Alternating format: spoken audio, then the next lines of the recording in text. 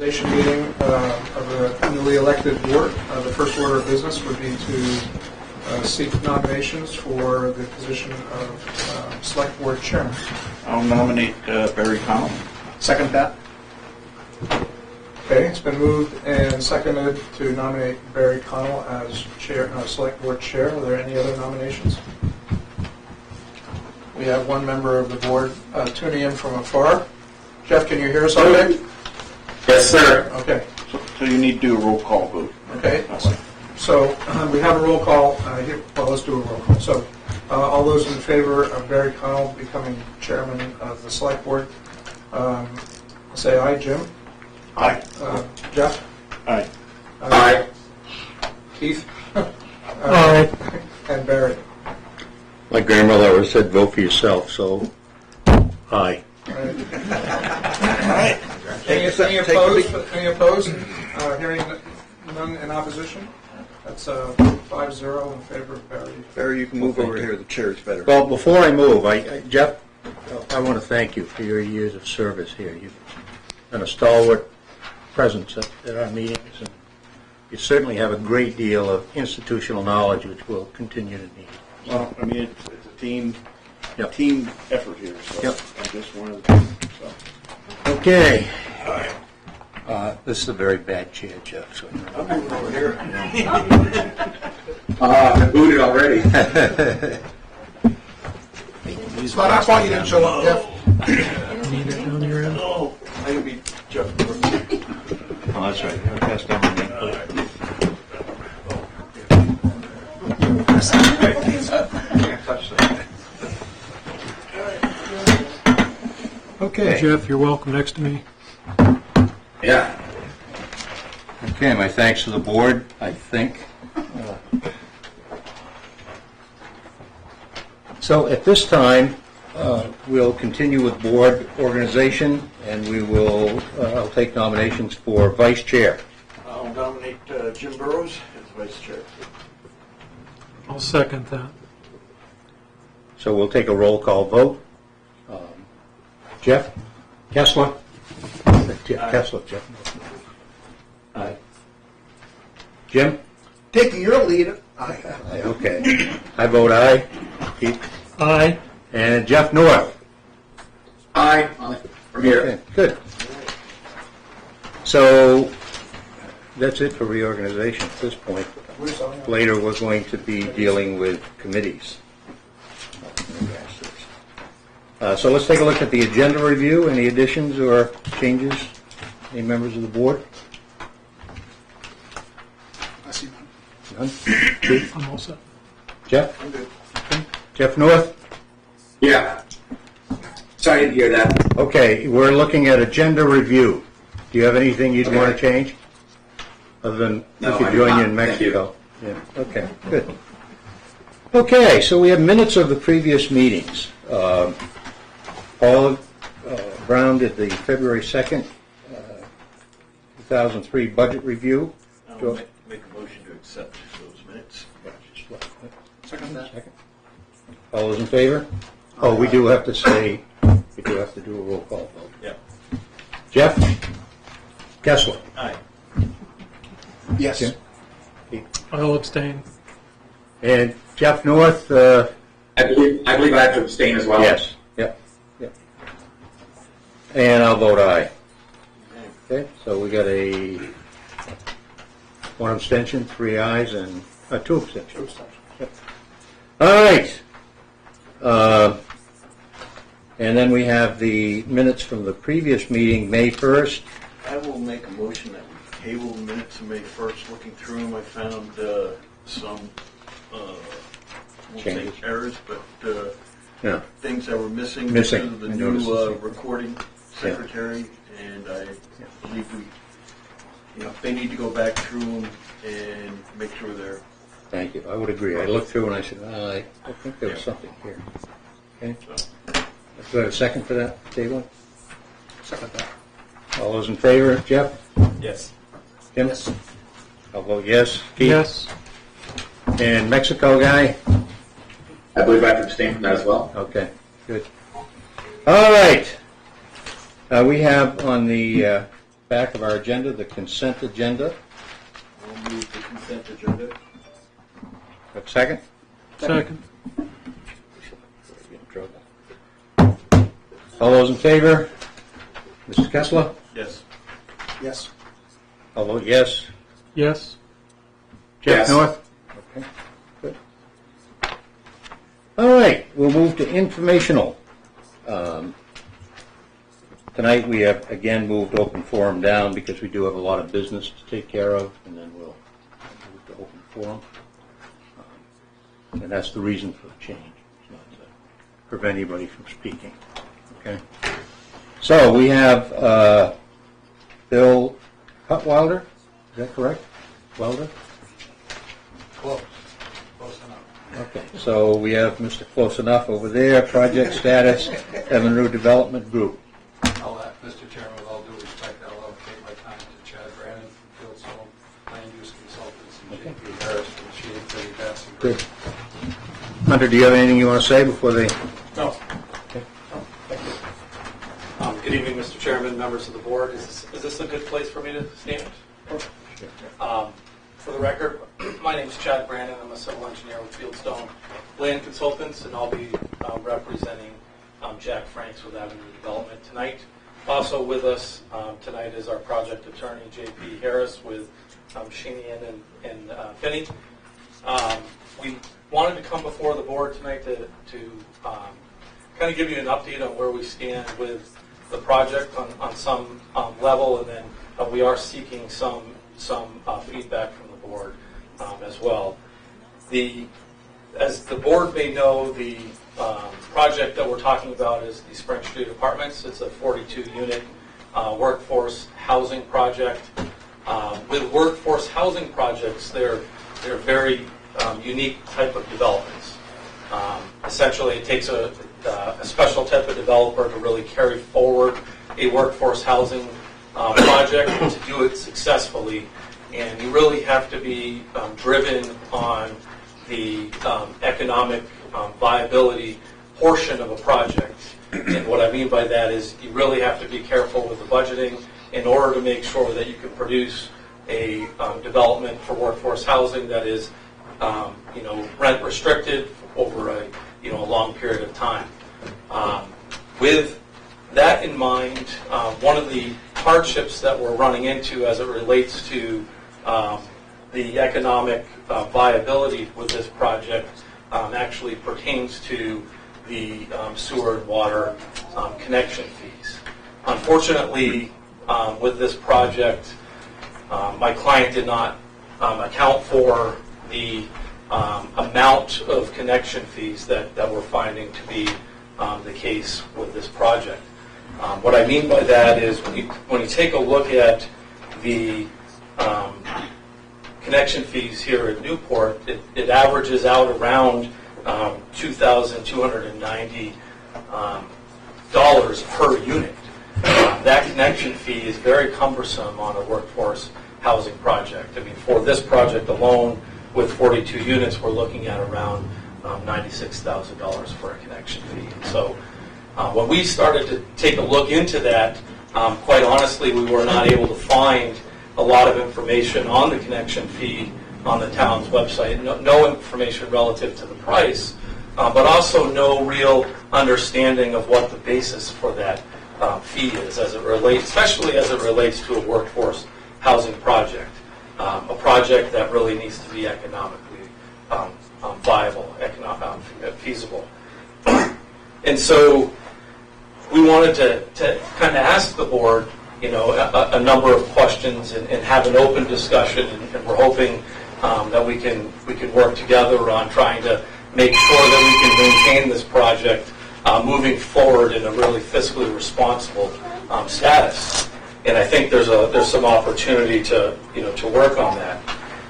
I think it's really, at least we believe that it's well known at this point that the state of New Hampshire is really putting a lot of effort into educating everybody on what workforce housing is, how it's successfully accomplished, and there's actually some incentives to municipalities for really embracing that and allowing developers who bring developments like that forward to successfully do so. And I can say that in front of you as a land use consultant and a professional engineer who's been working in the region for over 24 years. Workforce housing is not a common project because it's very, very restricted. Requires a lot of detail and a lot of focus on making sure you can put the right product forward at the right price. When you take a look at your local connection fees, it's my understanding that those are based on a regulation that maybe was enacted back in 1988. Certainly back in 1988, there was no accommodation for workforce housing.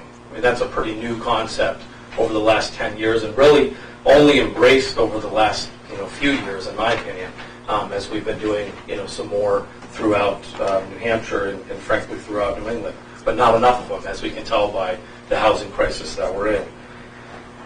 So our client's experience, Avenue Development's experience, has been significantly different in a number of other communities in the region, where we're seeing connection fees, in the ballpark of $10,000 to $15,000. So when you line that up against a connection fee of, well, let's just say for round numbers, $100,000, that's a big burden on a workforce housing project. And we felt that it was important to at least come before the Selectmen and see if there was an avenue to work together on potentially a reduction to that fee. And we're coming before you knowing that the state statutes and the RSAs actually allow for this board to assess reduced fees for projects like workforce housing. In fact, there's one of the RSAs, which is RSA 149I 118, allows this board to make an assessment on utility that's different than what your normal application might be. There are a number of RSAs that really pertain to workforce housing and pertain to excessive and detrimental fees that compromise the economic viability for a workforce housing project and that ability for a project to really move forward successfully. And I'm here tonight representing Avenue Development, but I do understand there's another project in town where it's a 70-unit development that is also being brought forward, and I know they're facing similar issues and problems with economic viability that may compromise the project from going forward. And that really kind of flies in the face of a lot of the regulations, but also it goes against some of the incentives that the state is currently has out there, and I want to talk about those briefly, because I think there's an opportunity really for us to come together and work together and provide much needed housing to the community, but also provide additional revenue to the town through some of these incentive programs that you may already be aware of. So the New Hampshire Invest has money where municipalities, and I'm sure Mr. Reisberg is aware of this, but has basically funds that are available to municipalities up to $10,000 per unit if you can produce an economically viable project. I mean, it has to be a successful workforce housing project. And we're essentially before you this evening trying to talk about how right now we're on the brink on Mr. Frank's project where it's hard to really take on a cost like this. And so what we would like to propose and talk about this evening is that the board consider assessing the connection fee more in line with a normal fee, which would be around, let's say, $15,000 for a sewer and water connection. Again, your fee structure, which I haven't had the ability to see yet, doesn't really account for workforce housing. It's clear. Those are very excessive fees to be applying to this type of a development. But what we're proposing is we would be able to, because it's in the budget, to carry forward with a $15,000 connection fee. And then we would be able to work together on submitting paperwork for this New Hampshire Invest, which would, if you combined the two projects that really are before this community, could bring up to $1 million to the town. So in that fund is set up to incentivize, or to be an incentive for local municipalities to embrace these types of projects. Part of that fund is actually, the allowed allocation of that money, anyways, can be put towards utility infrastructure and making any improvements that you might need in that direction.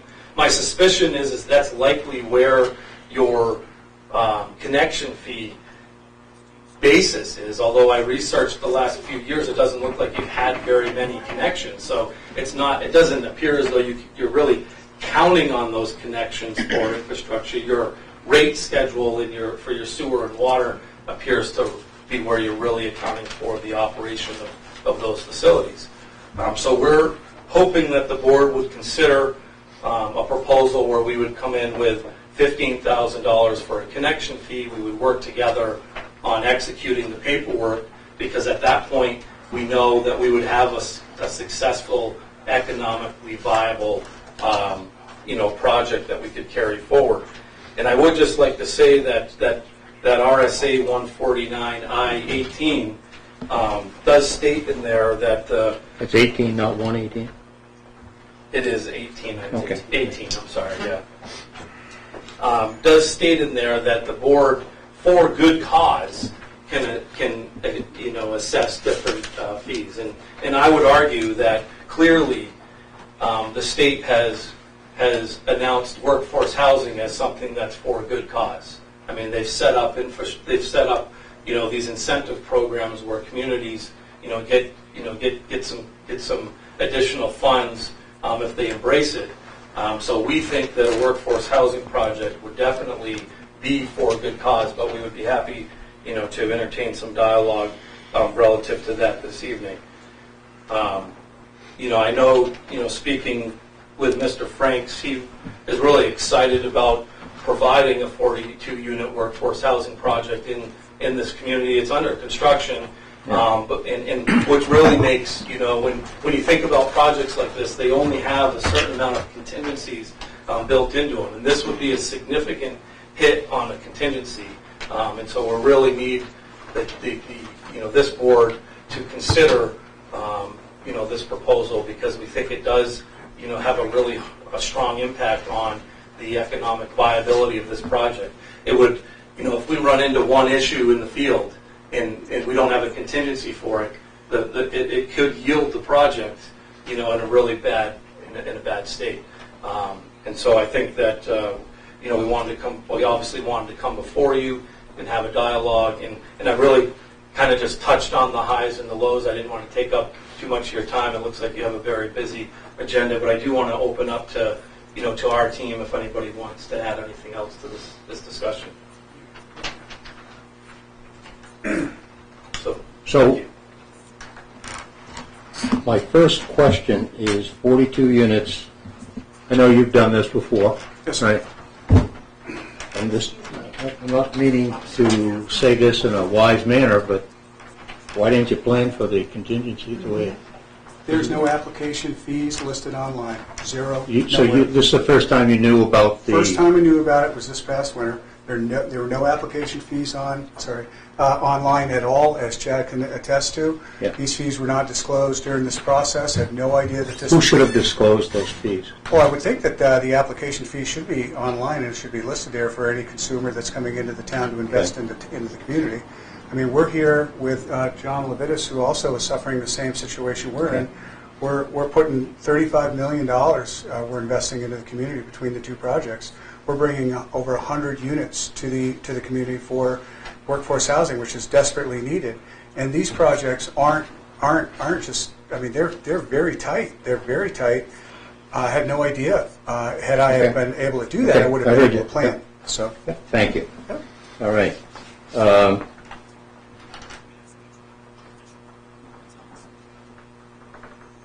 here is my comment to the board. Do you feel we're ready to have any type of discussion about this tonight, or should we?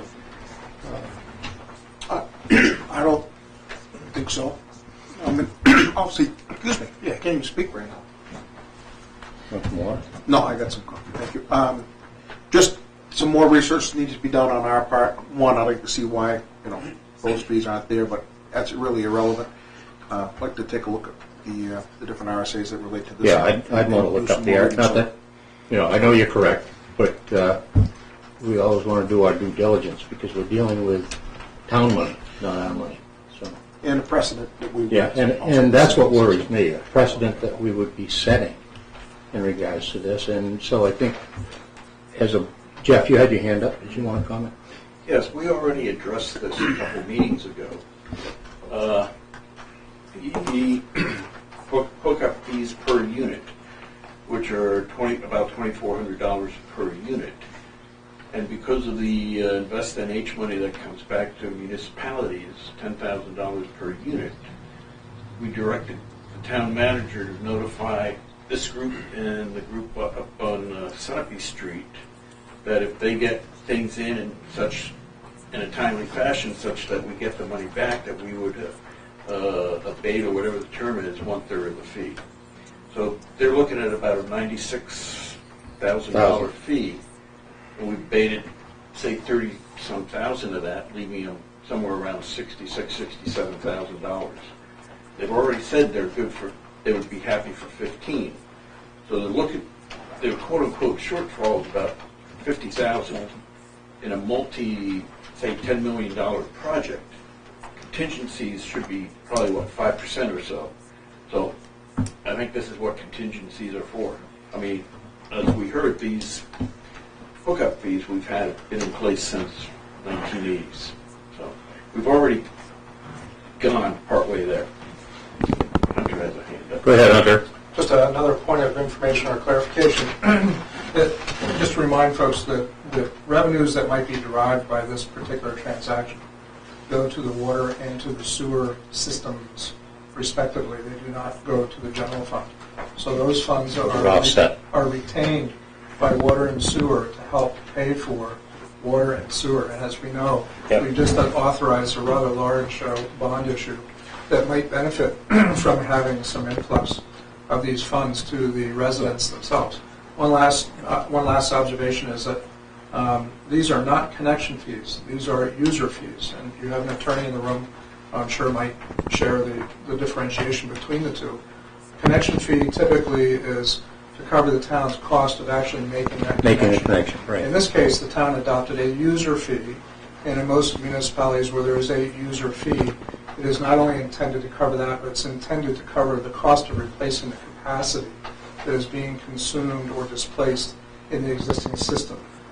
Hence the larger number, because make up a number, 10,000 gallons of water capacity or sewer capacity is certainly more expensive than making a simple mechanical connection to a new apartment building or something of that nature. So that is an important distinction, I think, for everybody to remember. It's helpful. Yes, sir. Hunter answered part of Would it. you state your name? Doug Campbell.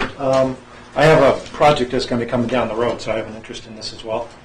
So I think it's important to understand this 42 units plus the 70 are going to be contributing on a per unit basis about $200 a quarter, going forward, about $100,000 a year once this is operational. Mm-hmm. So additional fees to support the additional work at the wastewater treatment plant will be covered by that. These upfront fees are very unclear what they're actually providing. So I would think that if you're going to have a fee like this, it's to basically offset any upfront costs. And there's no way those could be $100,000 for a project that's 42 units. I would like to see how it costs $100,000. They go into a reserve account for capital long-term replacement of capacity, so expanding the plant, things of that nature. I would think that would be part of the budget. When you do a budget, you usually have a depreciation for future capital, so that would be part of the operating expenses. We don't do really depreciation on site. Okay. I think that's something that the board can be discussing at another time. You had your hand up. Yeah, Mr. Chairman, I just wanted to speak to some of the comments relative to setting precedent. I mean, this is a workforce housing project, and frankly, I think that every application, does stand on its own, but especially when you look at workforce housing projects and the incentive. I mean, if the town is considering, a 33% abatement, then clearly you've, kind of looked at the direction of workforce housing, and maybe these two applications that we have. We're also probably looking at that we need to work together in order to secure that $10,000 per unit for the town. Right. And so what we're asking is for, and I appreciate the, some consideration, but the town benefits on a large degree, even if that fee is reduced a little bit more. In simple math, we're talking, there's $1 million on the top end, and maybe $200,000 or so, ballpark, in connection fees, and we're looking to reduce, the 42 units down to 15,000. Again, these aren't connection fees. User fees, sure. And so it isn't clear. I mean, I spent a fair amount of time reviewing the regulations online. It's really not well defined. There's no reference to these fees. The fees are not out there for someone, to see as a user fee. And so I can understand how in this situation, unfortunately that wasn't accounted for. I think we have the opportunity with this Invest New Hampshire being there for us to work together and for it to be a win-win for both parties. And we are looking for a little bit more concession than the 33%, if possible. And so we appreciate the board's willingness to look into that, and we hope we can come to a quick decision. Timing is very critical, for those funds. Yep. So I just want to say that is a very important factor for securing that fund back to the town. Okay, good. Jim? Doctor, what is the timeline we're under for that, the Invest New Hampshire funds? Well, I'm told that the initial grant has been authorized and is on its way to Governor and Council. I believe it's on June 14th. And the rest of the allocation is up for grabs. It's first come, first serve, whether it's one of our applications or an application from another city, another community around the state. Once they reach their maximum, there's no funding available at all. So, for instance, and just let's keep this to Newport, if the Ruger Mill project were to get to the plate first, they would consume $720,000 of that, and then the Avenue project would come along, would not be eligible for the balance of they're 42, they'd only be eligible for 38 units, and so they would be eligible for less reduction in the user fee. And I guess that would be if it was a reduction up to that amount. I mean, we're here, clearly there's a need for workforce housing. You have two projects on the docket. I think it's a little difficult to leverage one against the other. I mean, that is, we're trying to work collectively to provide, workforce housing in the community, and I think it's safe to say we're so close. And there is to my understanding, there's actually room, or an avenue where one could ask for a waiver for, additional funds too. And so I think we need to look at this. I mean, we have Mr. Frank's project is under construction. I know. So we're at a slightly different level, but I don't want to hurt the next project either, because I think that's a really good project for the community. Mr. Chairman, so to be clear, I called the state and I chatted with Invest New Hampshire about this because we received Invest New Hampshire funds for this particular development on the application side for funding. Our application is in. I believe that Mr. Reisberg sent that application in. It's incomplete. Without the water and sewer application completing that, it's dead in the water until we get that taken care of. And so we want to come to you in good faith and say, look, we need some help here. We'd love to get $420,000 for the town of Newport. I would love to see the town of Newport get that. I'd also like to see them get another $580,000 from John Levitas' project, but I know that his application for a building permit hasn't been filed yet. Right. He hasn't had an opportunity to file it. He's also going to file these connection fee or user fees, and so we're kind of in a holding pattern. If we all work together, as we suggested here, we can get these applications hopefully completed, filled out, and get in, and bring $1 million to the town, less the user fees that we're being assessed. These are affordable housing projects that have RSAs, several of them that the attorney has got with him tonight, and Chad's mentioned that will will allow this to happen. And what we're trying to say is, we're doing our best. We're collectively spending $35 million together to bring good housing to the town that's going to produce great housing, great job opportunities for some of the folks in the area. And we're going to help with get a net, of almost $800,000. But these Invest in New Hampshire monies are used, ARPA funds, are specifically for infrastructure, specifically. So some of the funds that do come in with our effort and help together collectively with Mr. Reisberg will still get the vast majority of that money in. Our projects are now still economically viable and feasible, and we've brought 110 12 units to the community that desperately needs it. We're not, the idea that we have contingency, and we do. We've already burned up several over close to $100,000 of our contingency right now. We haven't even finished the concrete yet, and that's because of some unforeseen conditions there. So we want to be in good standing. We're coming here to ask for your help and to say, look, can we work together? Can we get that money in for you folks? I mean, a net of $800,000 at this juncture is great for the town, and we're just asking for some of those funds to be applied to some of these. And we see $15,000 is pretty standard. Hillsborough, Swansea, Walpole's $2,500. But we understand your situation. We're just asking for some help here, and we in turn will be glad to help you. So we appreciate the The opportunity. money you're talking about, $420,000 and then later $580,000, is that guaranteed? As it is right now, I'm told that they've got $20 million left. There are an application being ours, and in front of them, but the application fee application is incomplete without the water and sewer, and I verified that through Invest New Hampshire. And John Levinas is with us here. John as well. I've even offered to help John and his team with the application, with his process to help get this moved forward together, so we can get that in front of Mr. Reisberg as well, so that we can come to 2 full applications that'll be in, that'll get funded and bring money to the town. Okay. Jeff? Yeah, just to remind the board, when we approved the waiver, or whatever you want to call it, of 1/3 of the fee, it was contingent on the Open New Hampshire, whatever, funds coming back to the town.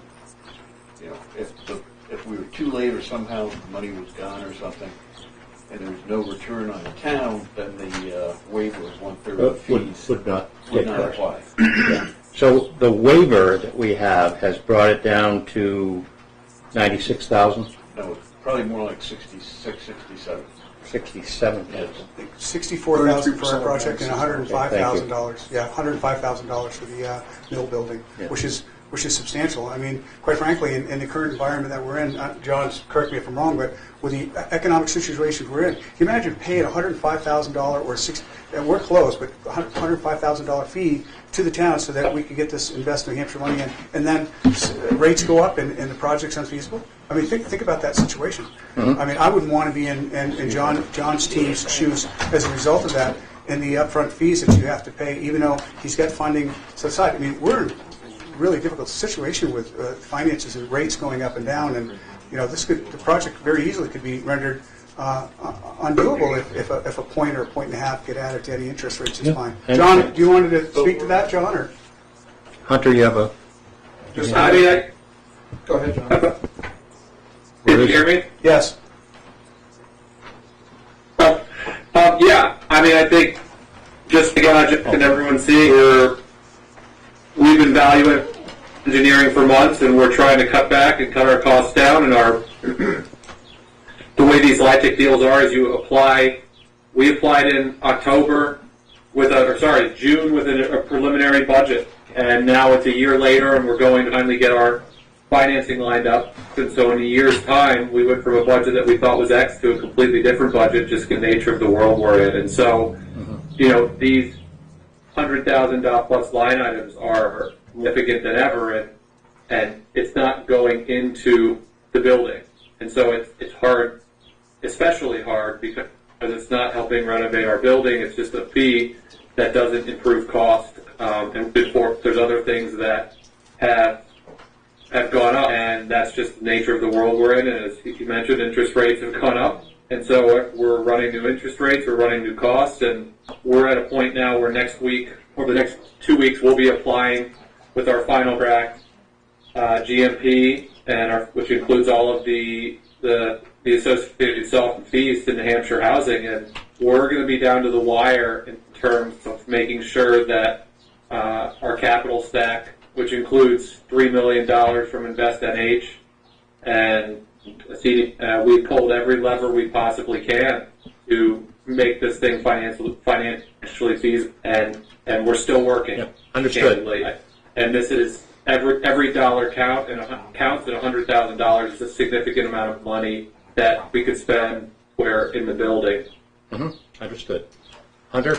And just another nuanced, but I think important note, is that the Select Board has authorized a 33% reduction in the water and sewer user fees.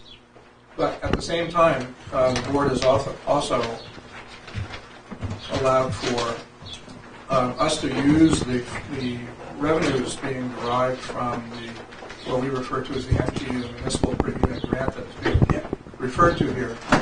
Those funds will be used to pay the discount that's been granted into those funds to the benefit of the water users and the sewer users, because I think I can speak for the board. It was not your intent to deprive the water or sewer users of those revenues. So let's just say there's a $96,000 user fee assessed to whomever. It's going to be reduced by a third, call that $65,000. And then we are going to take that 30-some-odd thousand from the funds being derived from the NPU program, those grants, and pay those funds into the water and sewer funds to keep them whole. So what about the other money? Because I kind of want to move this thing forward. The other funds can be spent on anything the town wishes. There are no restrictions. There is, I think, an unspoken suggestion that be spent on infrastructure. And as you know, we've already started to suggest to you there's a never-ending list of infrastructure around the community that can be funded. Yeah. My final question is, if Bert Spalding built a new home and he had to have a sewer and water connection, user fee, what would we charge him? Well, there's two different categories. There's one for residential, there's one for commercial. So, Okay. and I can't tell you that off the top of my head, but it would be, my recollection is it's somewhat less. But there's the same user fee would be assessed. It's still a user fee. There haven't been a lot of cases of this. I researched this back to the 80s. Yeah. There's been a handful because Newport has not seen a lot of growth. Would we be allowed to reduce theirs by 1/3? This program, well, I suppose you could do anything you want with it. But this program is intended to incentivize multi-family. Yep. Okay. Got it. But you could. Understood. You can do anything you want with it. Understood. I'm just trying to weigh this whole thing in terms of precedent, and which is important, for us as a town. And, on the surface, well, I'm going to shut up. And board, anybody want to talk about this in terms of the board? Yes, Jeff. We need to discuss this later, That's what I'm hoping. Go ahead. My suggestion was take it under advisement, because I don't think, just with the RSAs, to research and to be able to have an informed decision, not just something that we're going to... Right. But we need to do it fairly quickly. I understand the Right. concern. I mean, for this project alone, Mr. Chairman, we have, $420,000 that, we're ready, so it's all but guaranteed, Yeah. as long as we can come to some, Good. agreement, at least Yeah. on that one. I think it's only fair to look at the other one, since it's Yeah. active and But it's also only fair to have us be more understanding. understood. Hunter just went on, and I have no idea what. No, and I think it's important, it's affordable housing. I mean, the Invest New Hampshire and the Yep, the I ARPA understand funds are not going to be there forever, and they're really not there for everybody. So we need to So move this it. is special. I understand that. Yeah. I understand that. If I might add one thing, as he mentioned, our project is behind theirs, and so it's difficult. It will be difficult for me to understand if basically we're all incentivized to move quicker, and candidly, we all know they're ahead of us, and so they'll be applying for this.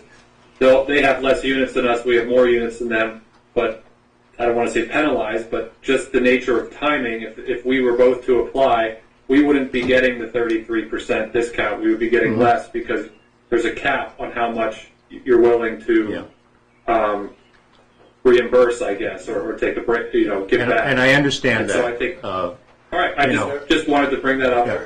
Barry? Yeah. I want to disagree with that because we did not, there's a cap on how much the state will pay back to the towns. So Correct.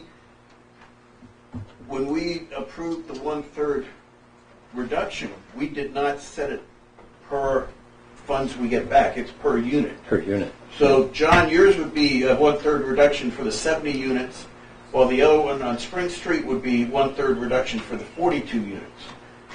We're not setting the, or at least my understanding was, we did not set the adjustment in the user fee based upon reimbursement. It is set based upon getting reimbursement of whatever is available for that project. If we miss out the chance to get the,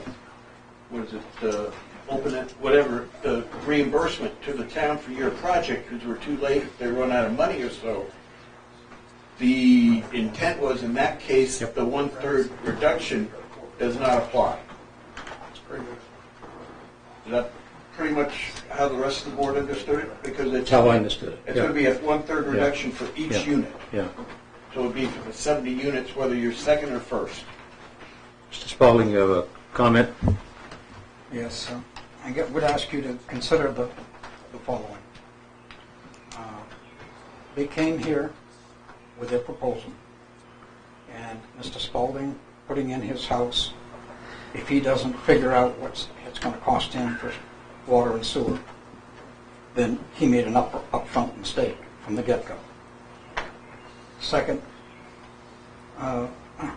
their lack of research should not come out of our wallet, meaning the town. That being said, we do want them, and with, in fact, the limit on the money coming, because we can get, my understanding is we can get 1 million. Correct. That's the ceiling. That's what they're saying, yes. So I'm not against giving them something, but I think that their research was lacking.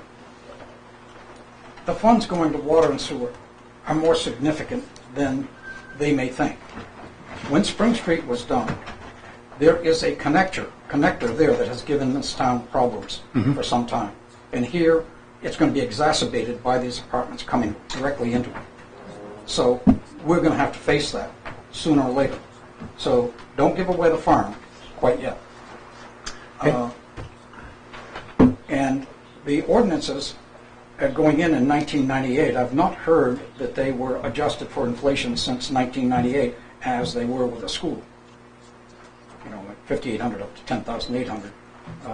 So if these were this amount, You couldn't resist, could you? connected accounts. That being said, I think that's sufficient.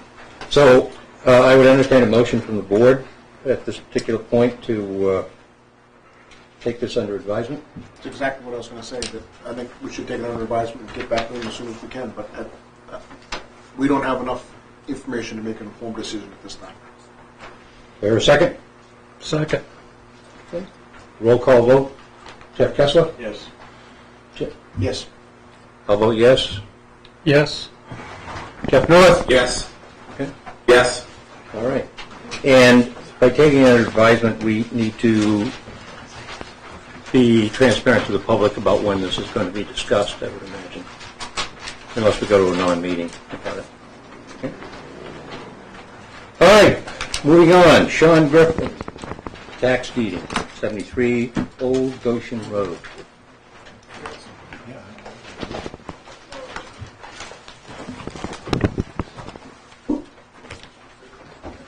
Thank you guys very much. Thank you, gentlemen. Thanks, everyone.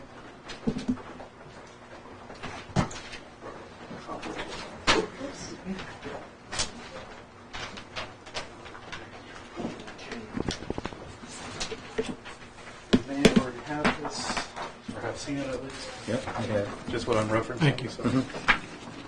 You gave it to me, so I'm sure you read it. Okay. So,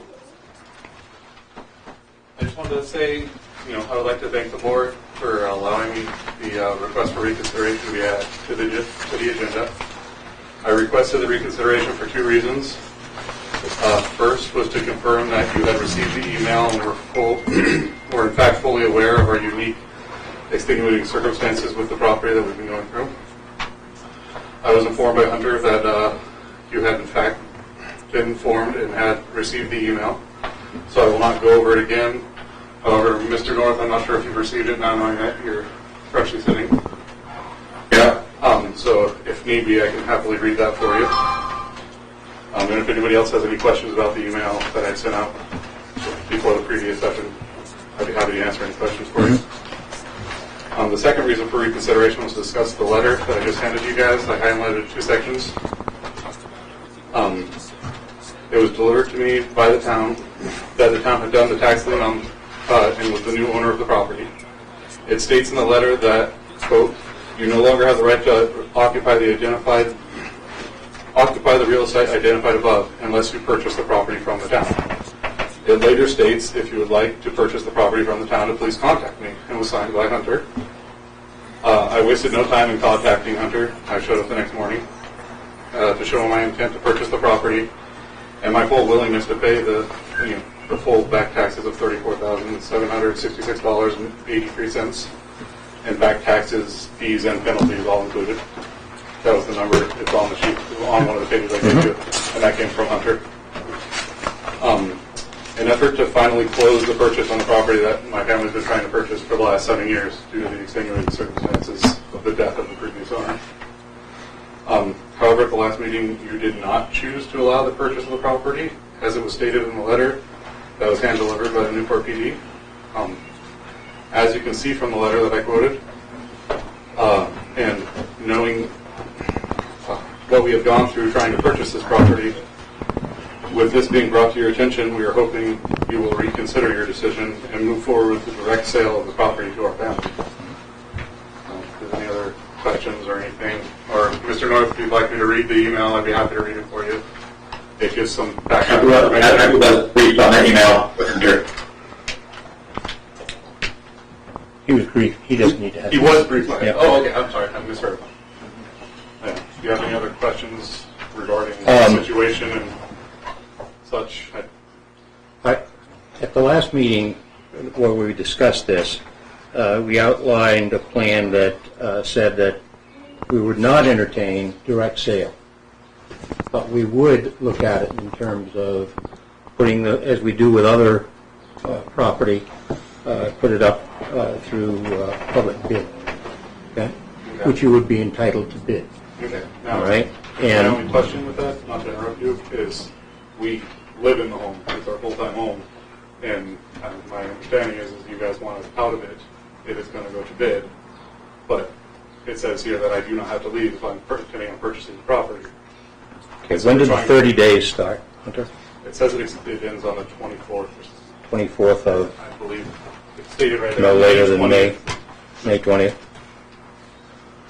So we're trying to understand the best way of going about it. I do have every intention of bidding if that's the decision the board comes to.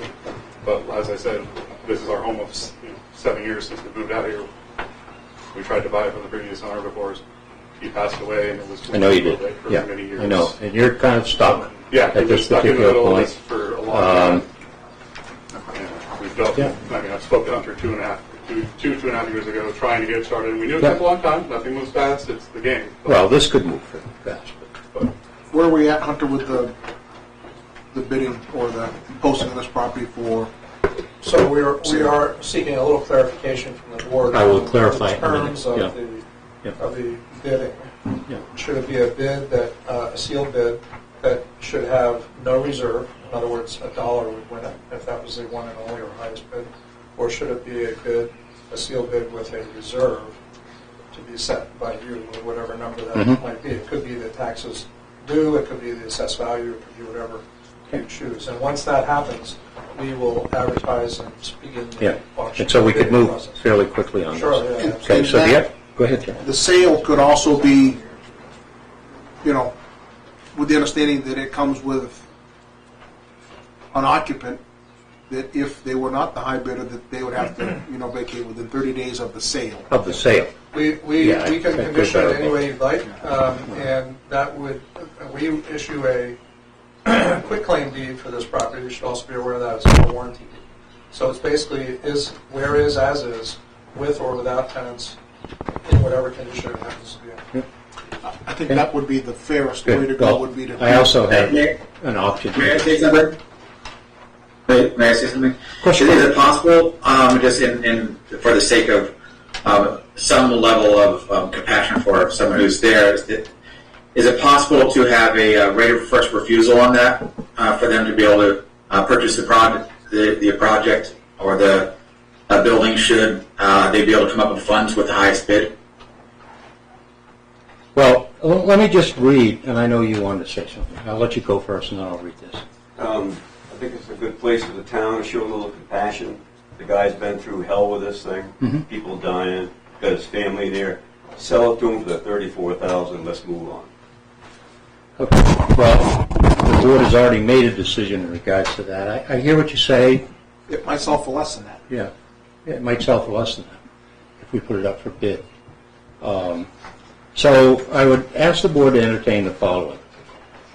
Move to sell the tax deeded land and buildings located on 73 Old Goshen Road, map number 245, lot number 52, via sealed public bid with a reserve minimum bid equaling no less than the taxes, interest, and fees associated with the town acquisition of the same property, at the price of $34,766.83 would be the minimum bid. That's your taxes, which you said you could pay. Yeah, I mean, I can, as far as that goes, I've already pulled the funds together for it, Good. which I could Yeah. take care of. And Now, the board can reconsider their previous decision, which would be my current request if the board... so we have a request. What is the pleasure of the board? willing to pay every penny that the property should have brought into the town. Yeah, I have this on the table. I'd ask for a motion. I would make a motion to, I would make a motion to put the property up for auction for the minimum bid of the $34,000 and change that you have there. Is there a second? I just don't think that it's okay to just, despite the hard circumstances, it just sets a terrible precedent. We just can't do that. Only thing I would add to that would be that the vacancy, if they're not the high bidder, take place 30 days 30 days after. the... And I think anybody who bids on that, do we need to make that part of the bidding? We can word it for They'd be that. buying and understanding that that's the case, but... Yeah. Could you have the right of first refusal, or is that too complicated? Not the way this is worded. But Last to speak. Go ahead. Yes. Second. Do I need a second? Okay, you have a motion on the floor, so I'm kind of out of order on that. But, It's not the first time. But right. I'm worried 7 years into the building. So if you could find an escape route for him. So may I just suggest that you've got your minimum. Leave the top open. that's what we are. Yeah. Well, excuse me. And at the opening, someone can give a higher bid. So what essentially you're going to set up a bid and then an auction, which gives the individual who has been there for 7 years an opportunity to retrieve what he's obviously going to lose. So let's say you're $35,000 with back taxes and somebody bids 60. The bids are open and he says, he'll give you 70. Somehow there's got to be some compassion in the 7 years he's been there. Assuming that what we've heard here tonight is all truthful, that he did his due diligence in trying to purchase it, but has been held up by the system. We have an 8-10 year thing on Chandler's Mills Road that you guys haven't been able to get through the court system to clean up. Yeah. So those things do happen to people, and put a family out of a home. I understand that. I mean, I agree with you. We need to show some. No, we're not going to do that. But I think that's what a right of first refusal is. So if the highest bid was $50,000, he would have an opportunity then, if it's part of the auction process, to pay the $50,000 to be the purchaser of that property. So whoever bought it at the auction would know that there is someone who has the opportunity to buy that, should they be able to come up with those funds. Is that what was stated in the motion on the No. floor? What we've historically done is seal bids Right. and not auctions. So the town does seal bids on a regular basis, not auctions. If it's a sealed bid, then can I Jim? still make the first right of refusal? This is the first time that I know of that you've had a long-standing tenant in the building and is willing to buy it and hasn't put a ceiling on the price yet. He's not here complaining about the price, he's here about wanting to live. understood, Barry. Yeah, and that's an important point. Some sort of However, opening at the end. there's things I won't say that brought us to this decision, and I think it's a fair decision for the town to say that we would ask for a sealed bid. We certainly can bid, minimum bid being what the taxes are, and go from there. Yes, Doug. I'd like to, Doug Ring, I'd like to have a consideration of this bid being open to select board meeting. Go ahead, Jim. All select board present. I got a question maybe of Paul or Hunter. Any experience with auctions of situations like this that we've got history of in town, or? Well, so the last time we did auctions was the properties across the street, probably in 96 or 97. We did do auctions at that point in time. At that point in time, we stopped doing auctions. It was, the way we did it, we used an auctioneer. There was a pretty substantial fee associated with that. And so the return wasn't as great in the town as we would have hoped. But there's nothing saying we couldn't do an auction. Okay. So, Mr. Chair? yes. One experience I've had with auctions as it relates to tax deeded properties is occasionally, you'll see the price of the property bid up considerably. So you might find somebody come along and say, well, the house is assessed for $140,000. I'll bid $100,000. And if your intent is to advantage the current resident at all, then that will extinguish that opportunity. And you will, of course, retain the right to sell it directly to them for any amount you choose. $0, the taxes, whatever you care, whatever process you care to adopt. But a bid, an auction can have that Spiraling effect, right. So we have Mr. Ring, who has asked that the bids be opened at a specific time with board members here. Right. I got no problem with that. Yeah. I don't have a problem with that, Doug. Does anybody on the board have an issue with that? No issue at all? I do not. Sir? One question, that's Rear Hunter. I do bid on auctions. I'm not interested in the property. I hope the gentleman gets it. Actually, so do we. But And I may talk to him about helping him. shouldn't have said that. But the thing is, that the problem is with an auction, it goes crazy. Yeah. I have seen just recently at Unity, went to an auction, properties that Yeah. I went through 8 different with numbers. Yeah. One of them came in triple what I would ever pay. Yeah. And, it'll only bury him. What you could do, a right of first refusal and put it in the bid. Current tenants have a right to meet the highest bid. I know you'd have to get your attorney to look at that if New Hampshire allows it. New York does. You've raised a good point. And if you do Isn't that what I've said? Isn't that what I've said a couple times?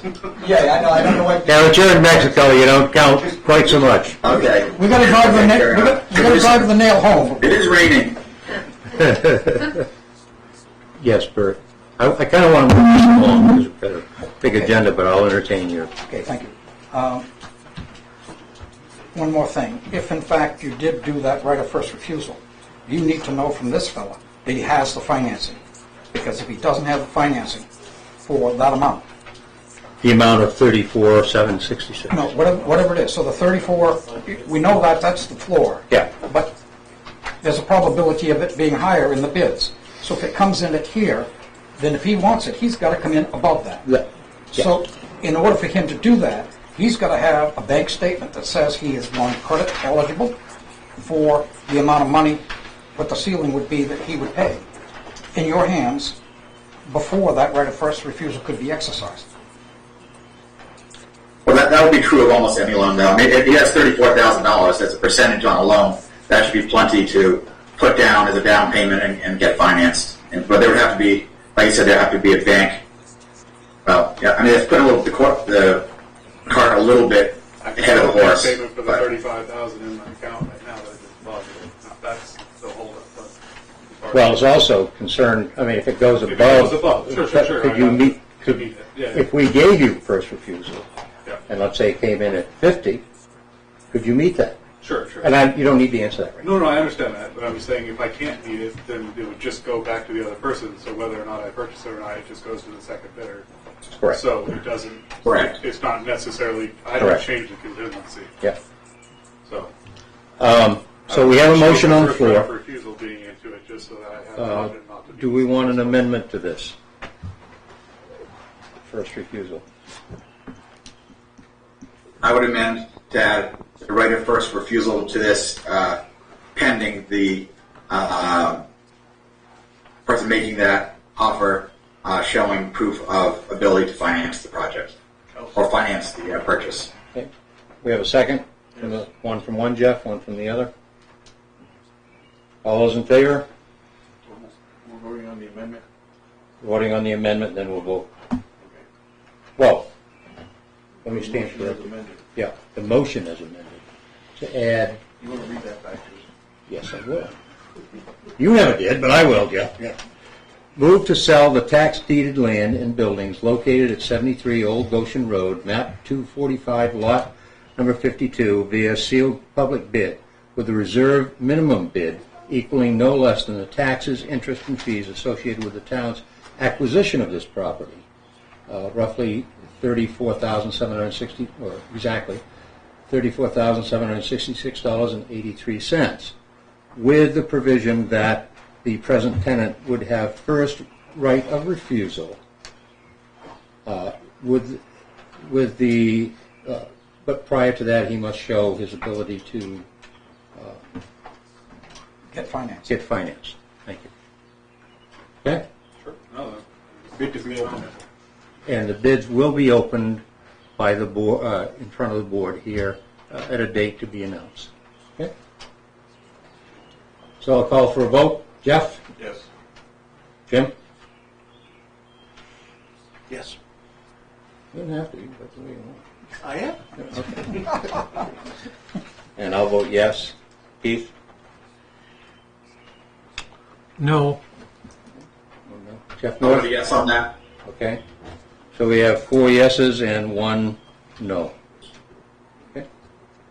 Thank you. Okay, moving on. Thank you very much for your time. Okay, thank you. Yes, sir. Would the board consider a motion to extend the rights of the current property holder by 30 days? For what? To extend the time that they can stay in the house by 30 days? That's a very Well, valid point that Yeah, they've got a notice to quit right now that has them out in 20th. the 20th. Alrighty. So I would take a recommendation from the board to extend the ability of the present occupant to stay in his house.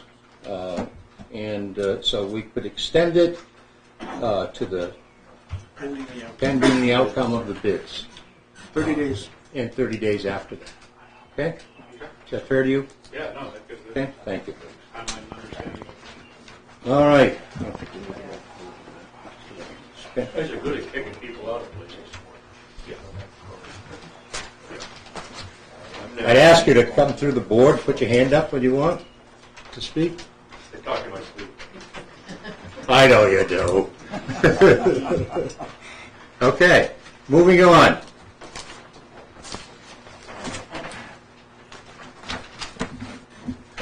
Parking on the common. Thank you. Have a night for me to be. I have some thought. Yes, go ahead.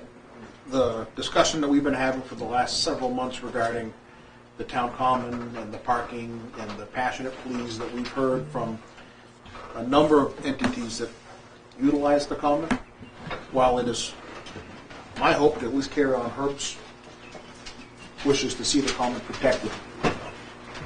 We need to do everything we can to protect the compacting of the soil around the trees, but I don't think we're able to make a determination of exactly what we're going to do with the common, other than to leave it as it has been For this year. and really study it and watch it and see what goes on down there.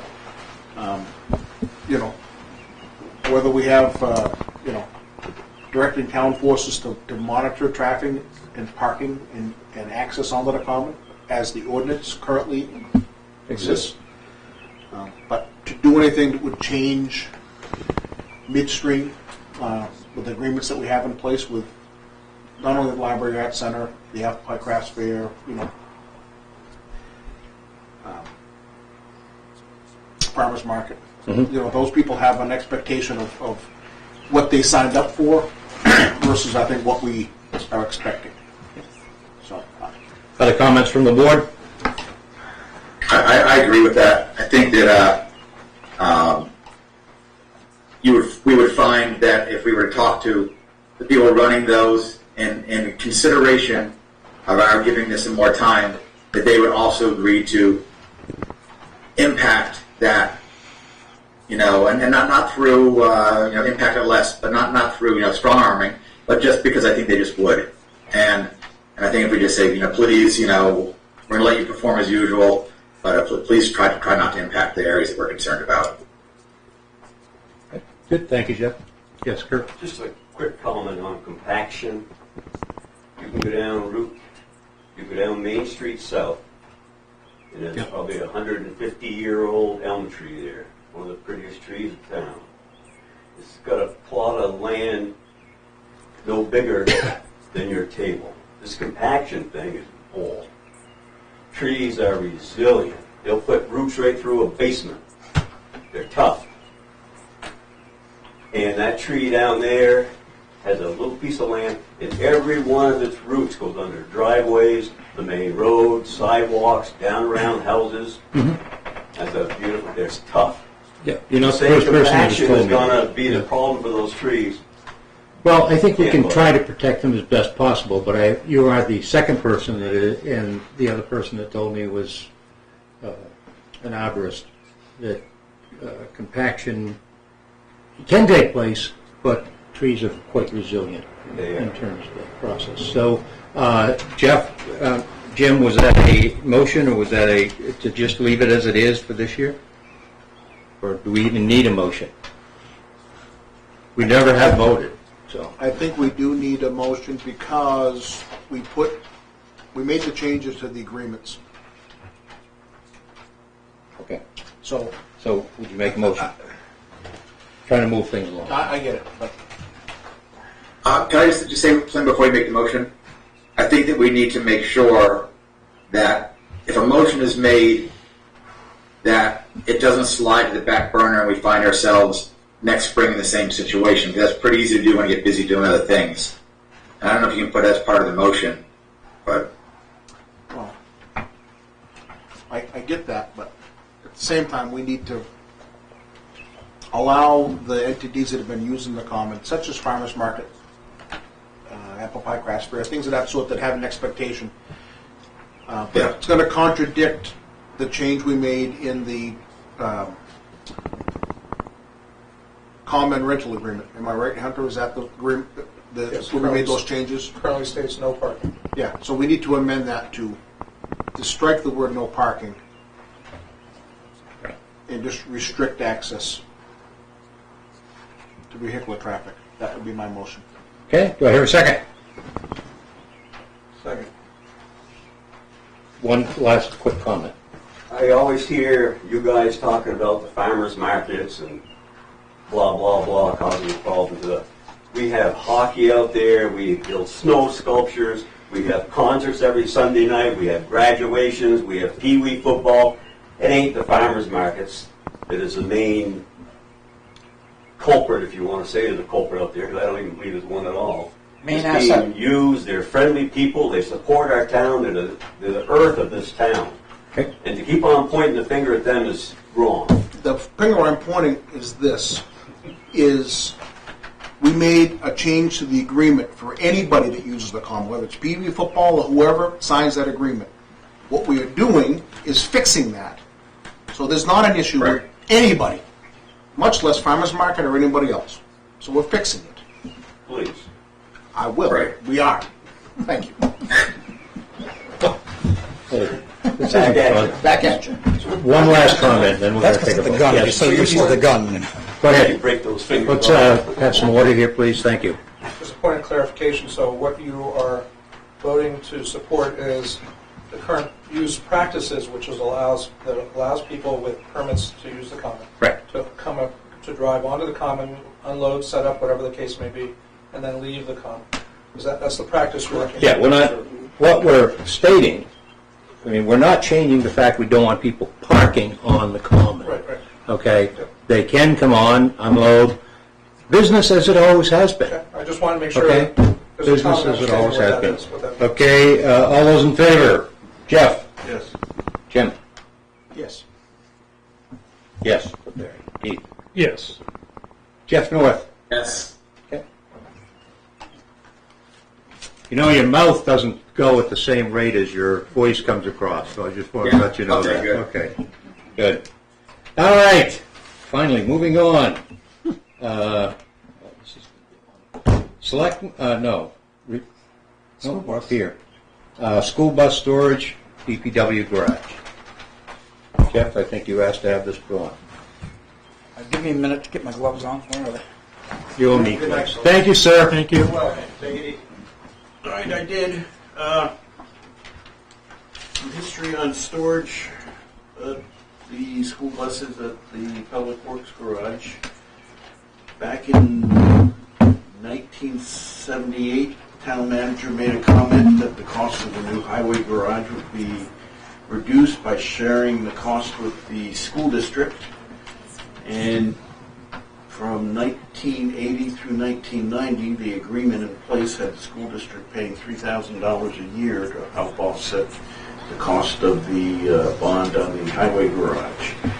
That was paid off, as I understand it, sometime around 1990. But the practice continued through the town manager and the superintendent at the time to continue paying rent for use of 2 or 3 bays, 3 bays initially. It's gotten down to 2 bays at the highway garage.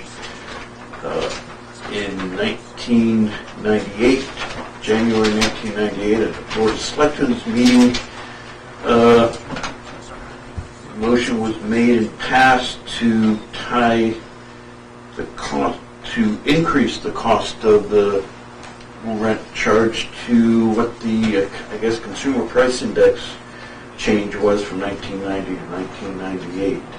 And it was that way until, I believe, fall of 2022, when I looked at it and recommended adjusting it based upon the change in consumer price index from 1998 to 2022, which would have increased it to about 10,600 from about 5,800. At the same time, the school board had a vote during a budget work session, voted to discontinue paying rent and instead put the money into betterments there. And to me, that basically terminated the practice of paying lease that dates back to 1980. And after trying to get a hold of the school district, I guess several times, and the town not hearing back from them, this board, I think in February, voted to, accept the fact that they're terminating the lease by not paying rent and asked them to vacate by June 30th. And So after that, they, as I understand it, though there's no public record of the school board voting to do so, supposedly the school board put forward a petition article that passed last Tuesday and such.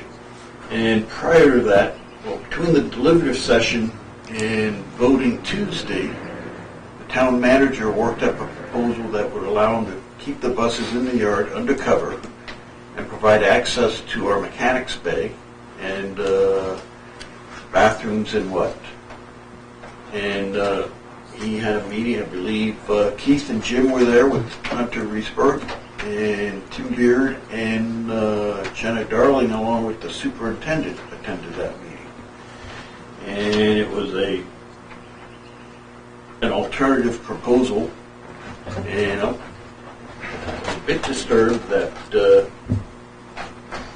when the superintendent set out her letter saying, please come and vote, we have no alternative, that they had been at a meeting a week or two, probably 2 weeks prior to that, where an alternative was put on the table.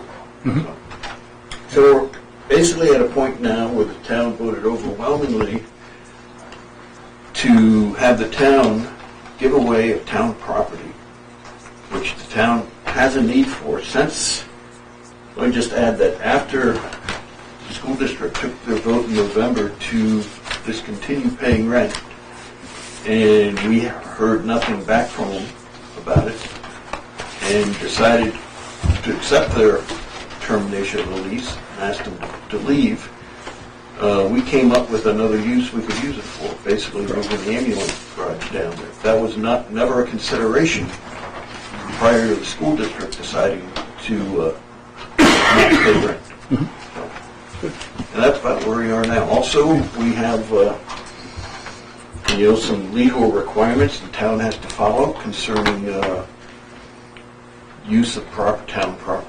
That still needs to review. Okay, so if I have done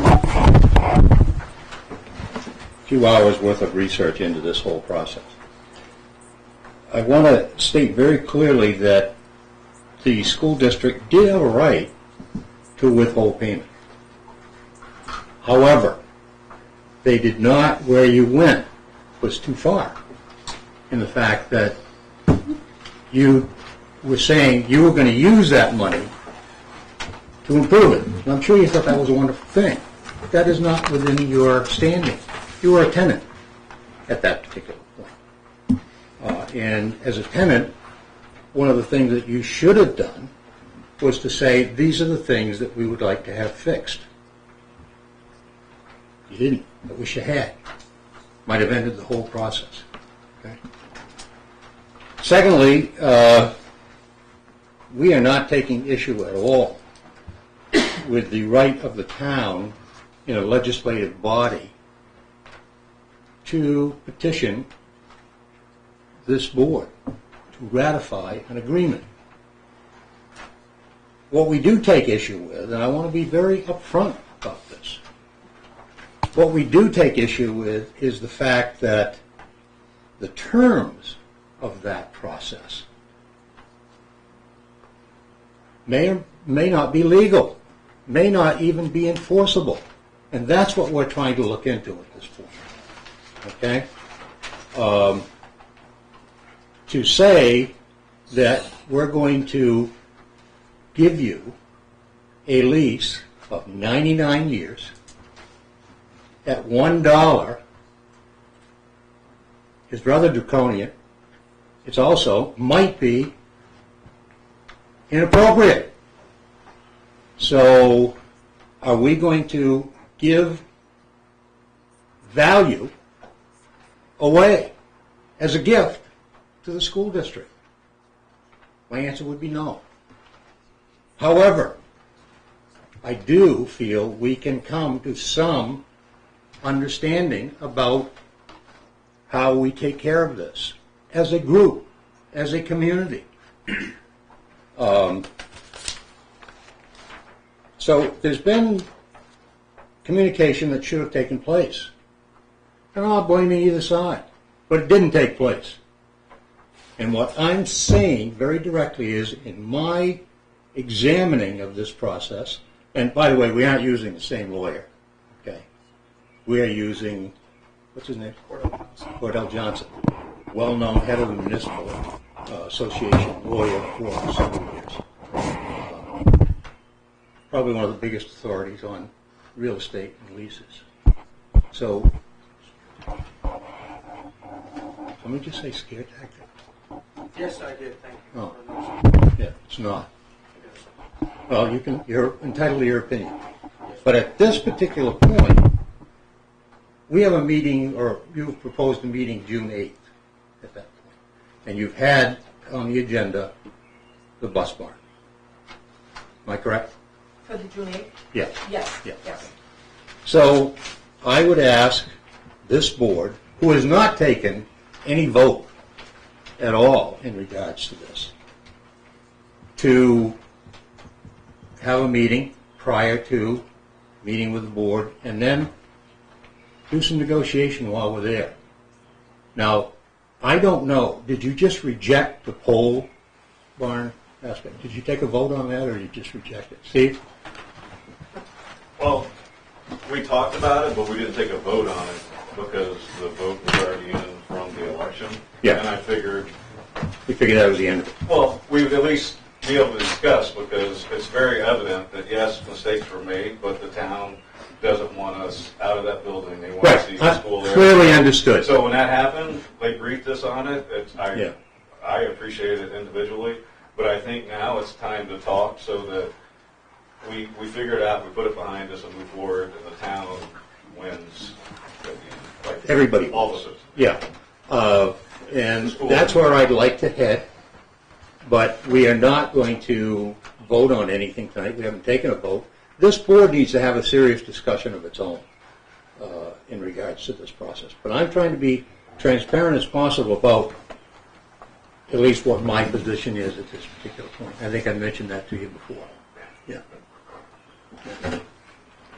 Mr. Carr. Yeah, so you have every opportunity up front on a warrant article, like what I read too, to determine if it was illegal, and you should check into all that before. So yeah, there were some mistakes on it. Agreed. You didn't feel it was legal. Yeah, agreed.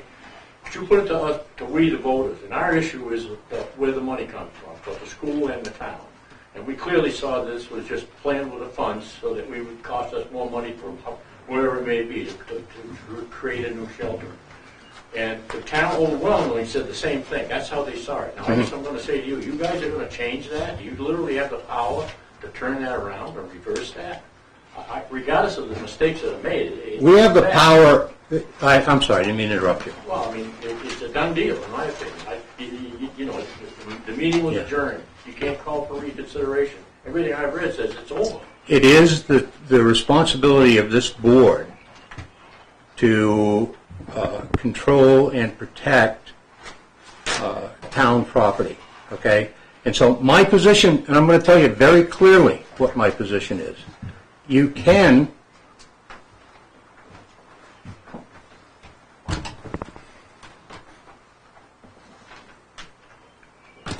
Are you saying we're doing that? What's that? Are you saying we're doing that? Do I understand you doing that? This? You think we're... He was very combative, pointing at me like that. Sorry you feel that I just thought it was very much bullying. way. Sorry you feel that way. So Okay. you finish it. Go ahead. No, you were finished that. Yeah, I just had a is comment, then I'll get out of that the board, what I hear the town saying is they want the school board to have their two bays, okay? It is within our purview to manage that in an appropriate fashion. Is it appropriate, and this is the question that we've asked, is it appropriate, and should have been perhaps stated ahead, but we didn't have the information. Is it appropriate for the legislative body to regulate the fact that it's a 99-year lease, buses probably won't even be around in 99 years, and for the value, that area has value more than $1, okay?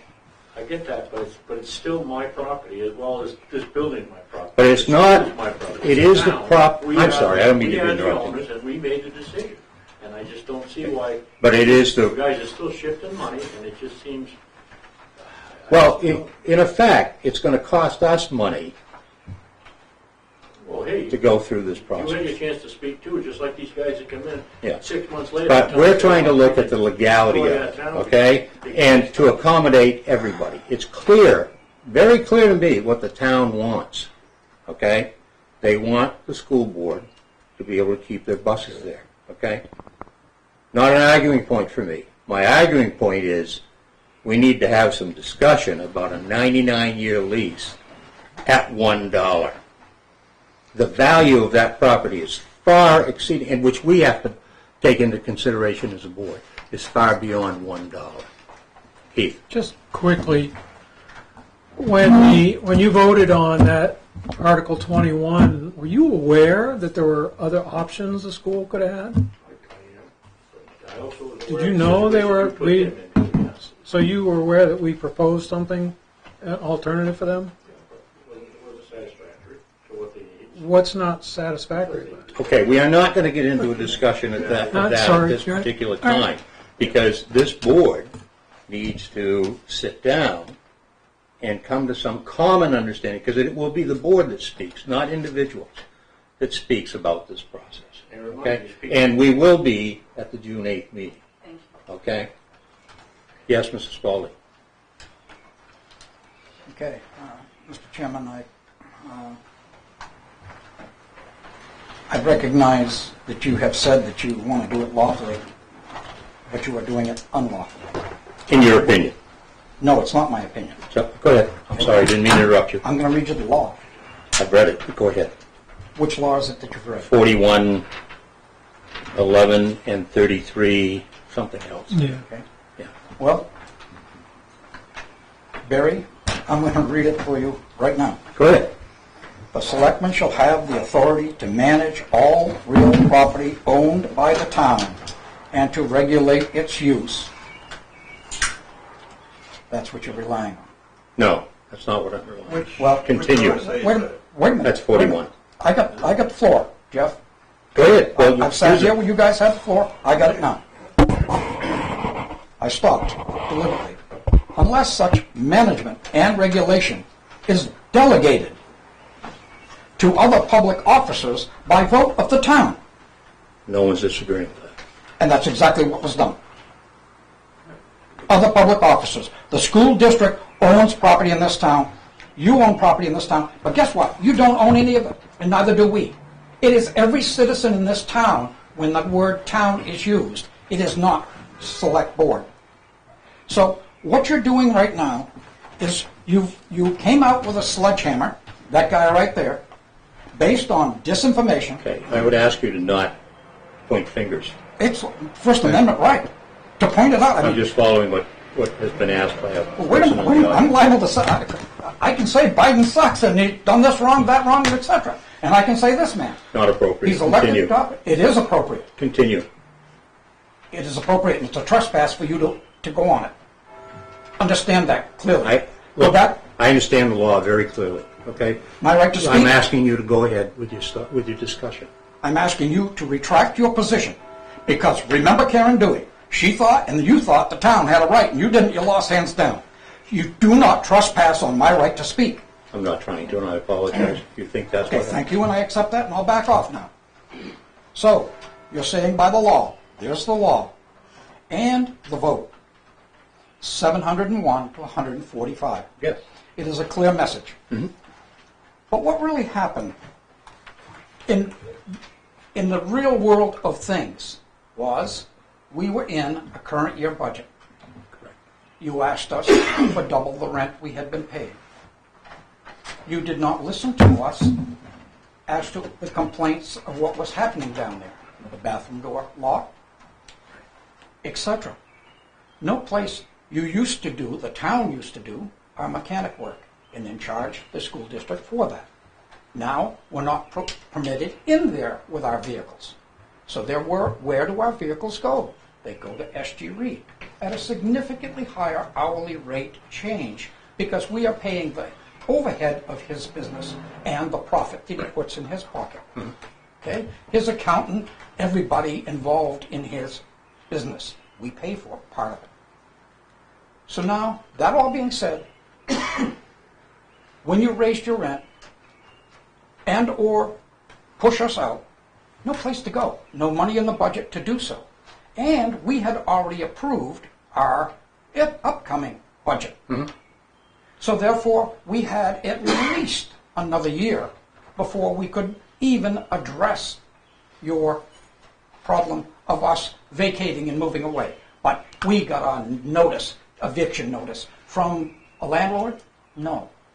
Somebody who thinks he's God. Because the landlord has to do it a specific statutory way. Correct. Not done. A letter to the school board is not compliant with the law. So there was... You mean, can I just ask you which letter you're referring to? The letter saying that we were evicted. As of the 30th of June. It wasn't a letter, it was an email. Email to me. Email.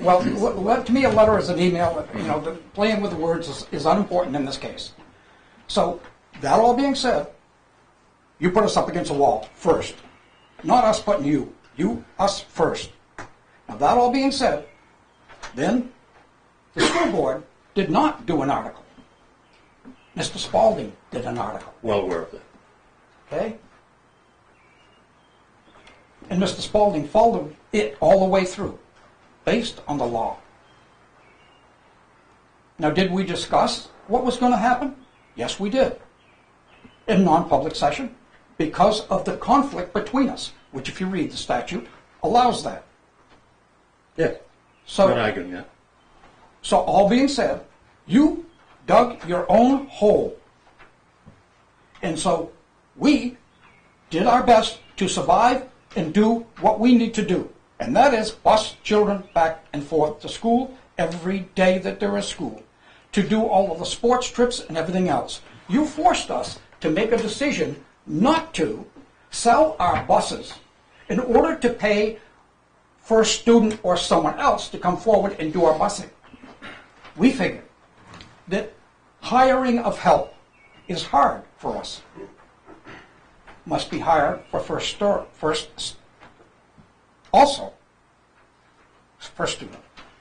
And if it is, then what happens with our football team that has to come back here and go to a game or everything that we do? That purview is taken away from the board and given to another entity. By the way, a profit-generating entity. So we're paying a profit. So there, you pushed us to, and that's where we are now. And you said, well, we'll give you $25,000 and we'll give you this space and we'll do this. Well, willfully inadequate. It is not a negotiation. It is like the convicted murderer asking for, can I get parole now? He dug his grave, and now he wants out. Of course he wants out. You lost. Are you speaking as a board member? Well, you can't speak here tonight as a board member. You're That's speaking right, as I'm an not. individual. That's Thank right. you. I'm speaking as an individual. And I'm still. So, that all being said, you created your own dilemma.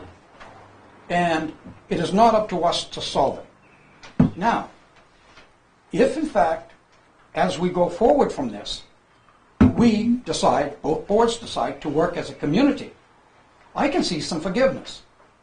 I can see right away that the number one thing that we do is disconnect the power from you that we use and put it on our own meter so we pay it. It's my understanding now that you're paying it. So that we take that off of you. That amenity, right? Whatever else we wanted to do there, we do. We have a duty to the town to take care of what we now have. So if in fact that needs repairs, we do it. I got that. Those are the obligations of us taking possession. But for you to say that you have talked to this attorney without forwarding to us that opinion that you have received, where we can look at the question that was asked, can the school legally do this? No. Well, did that person know all of what happened, including the 701 to 145 vote? Yes. So I guess what I'm saying to you is I will say going forward with your position as you are right now is what I will call a suicidal tendency.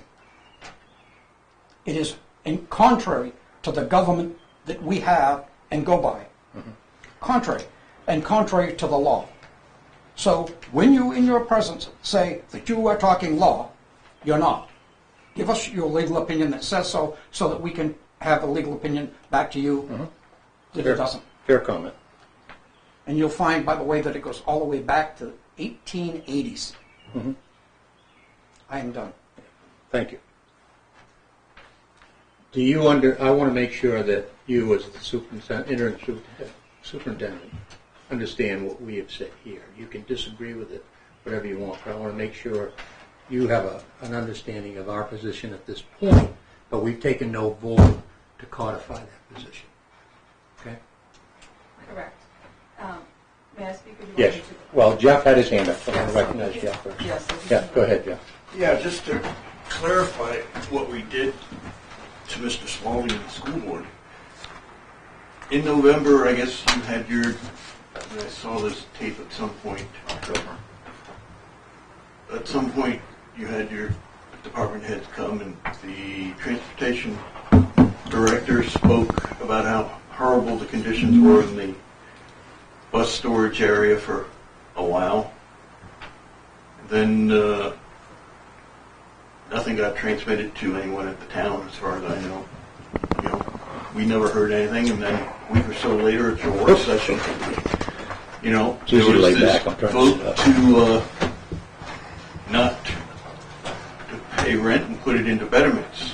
And again, no contact with the town. And about the same time, I, at this board, recommended increasing the rent based upon change in the consumer price index over 20-some years.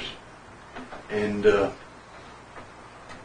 we didn't hear anything back like, our budget's set, we can't do this, can we put it off a year, or can we talk about the conditions there or anything? I guess it's our fault that the school district never contacted us about what was going on down there, changes they wanted or such. So that must be on us that, we drove them to do this because we should have, to whatever, known what was going on down there, and they didn't need to pass that message on. And I don't think we need to assess blame at this Well, no, particular I'm just, point. I think we need to try to work through this process. Right, I'm just saying. It's a tough situation. We were okay? blamed for getting into this, but it's a shared That's somebody's responsibility. opinion. I disagree with that opinion, perhaps, but it was Mr. Spaulding's opinion. That's fine. He's entitled to his opinion.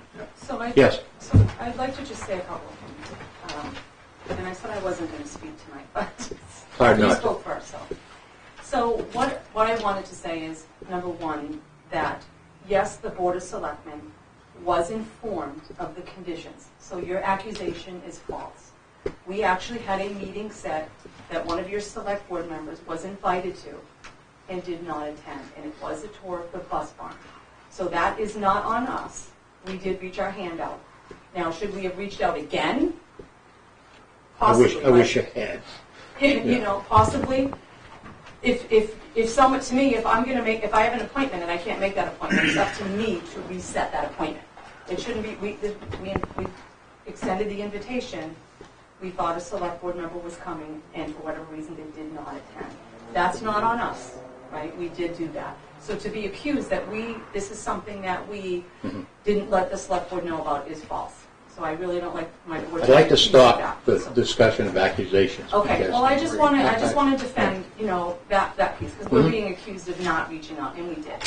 Now, Well, we yeah, came because here. we get accused of other things all the time. Yes. I understand that. Right, but we're being Yeah. accused by a select board member that was a current chair. Okay. Right, and he should have been aware that we did do that.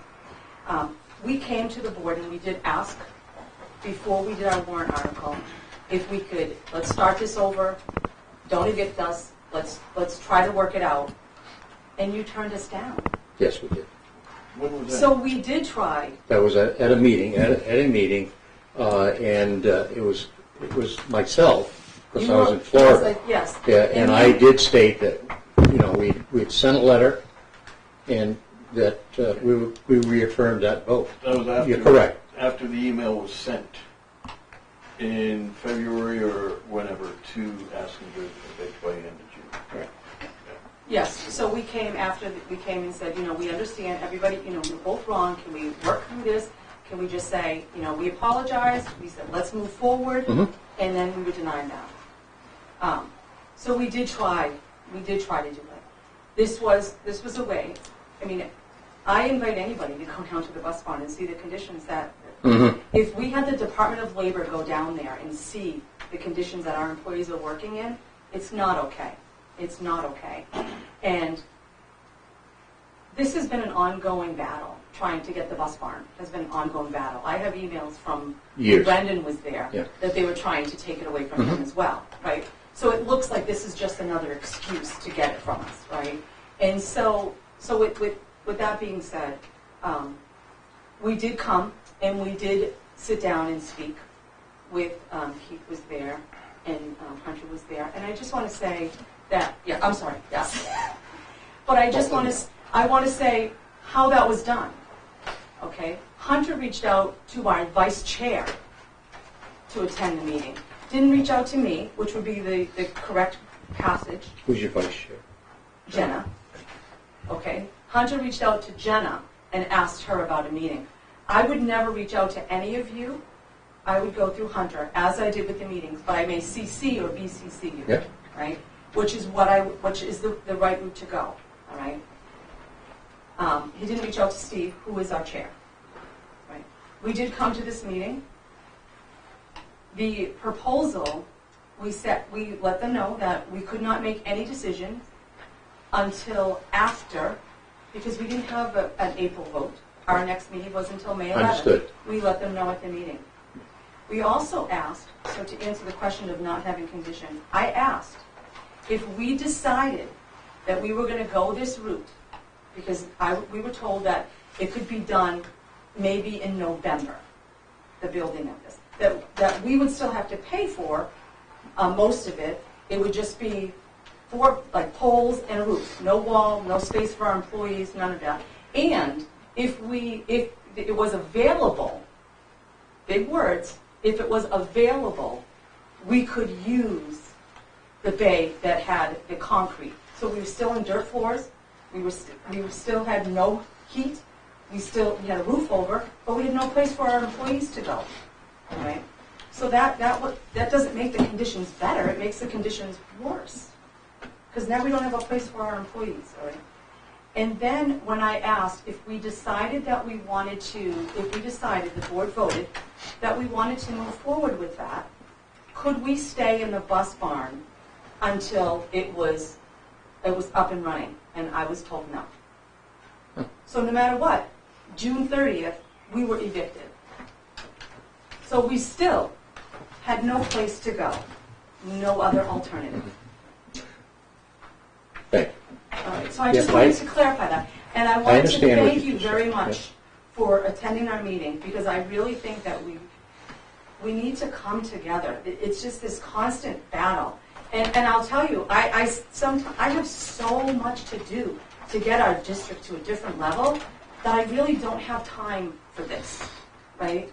And I know you guys really don't have time for this. The only way we're going to boost up our community and fill those 100 and something houses is if we can work together, because people are going to say, no, thank you. I don't want to live there. This is crazy. Some are. Yeah. Right, exactly. And so I appreciate you meeting with us on June 8th. But I really like for you to make sure you know the whole story. And the board, when we came, it wasn't for us to make a decision that day. It was, we're bringing it back to the board. And we did do it we did have a discussion on an open forum. Okay. Trying to move this along. Steve, you had your hand up. Oh, go ahead, Jeff. I'll let the board speak. May I say something? I think, when I listen to this, I think that a lot of this is, I see it coming back to Mr. Connell's first statement, is that I feel like there are olive branches being extended from both directions here, and that both sides, although we can talk about what was and what has transpired, I think both sides are saying, look, let's just come back to the table again. This is our opportunity. It's going to happen on June 8th, and nobody is feeling that per the vote of the town that that the school's going to be kicked out. But we need to come to maybe a little better agreement. Because from my perspective, when I see a $1 deal, all I see is that somewhere down the road, when there's a leaking roof and things that want to be done, and if the ownership is truly to the town, that what is ever going to get done? And it's just the $1 is unreasonable, but it was to make a point, and those points were in the past, and that the June 8th is in the present, and we all want to just get along again, and it's a great opportunity for us to do that. One final comment, Keith. I'm going to go back many years when I first started driving the bus for Newport. There was always unrest between the town employee workers, mostly the ground level, and the bus garage. And they're probably watching this tonight getting a kick out of it. This is where the whole thing generated. The workers are always... What's that? Oh, no, I'm just The kidding. workers were always finding any reason at all to go to their boss. That bus was halfway in my parking place this morning, and boy, I couldn't get my truck out because the bus was in the way.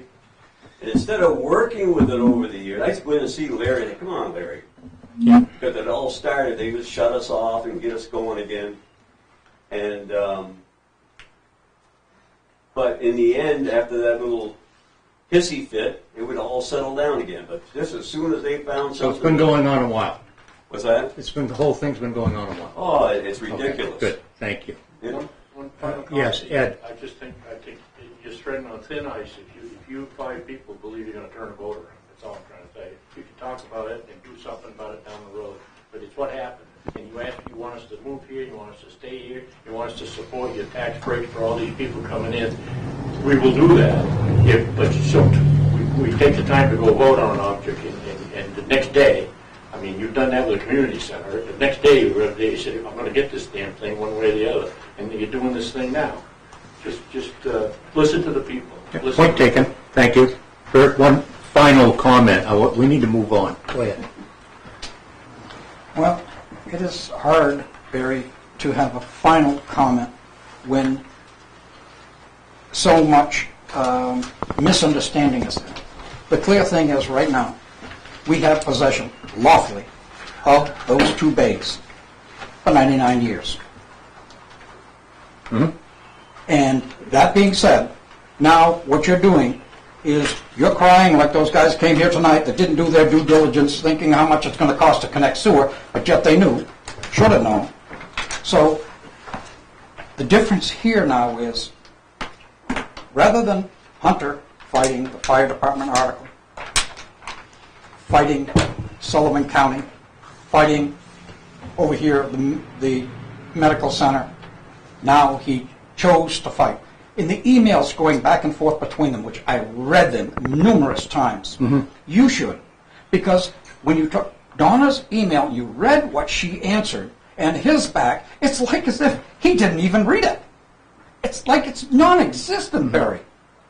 We do have copies of all those emails. Oh, you can have copies under the right to know law. You can make it. Yeah, we do have them. You can ask him to give you copies, and she'll give you copies, and you'll have it all. And if you read one, look at the time, when day they were sent, and the time, and say, okay, what did she just say? And what did he respond?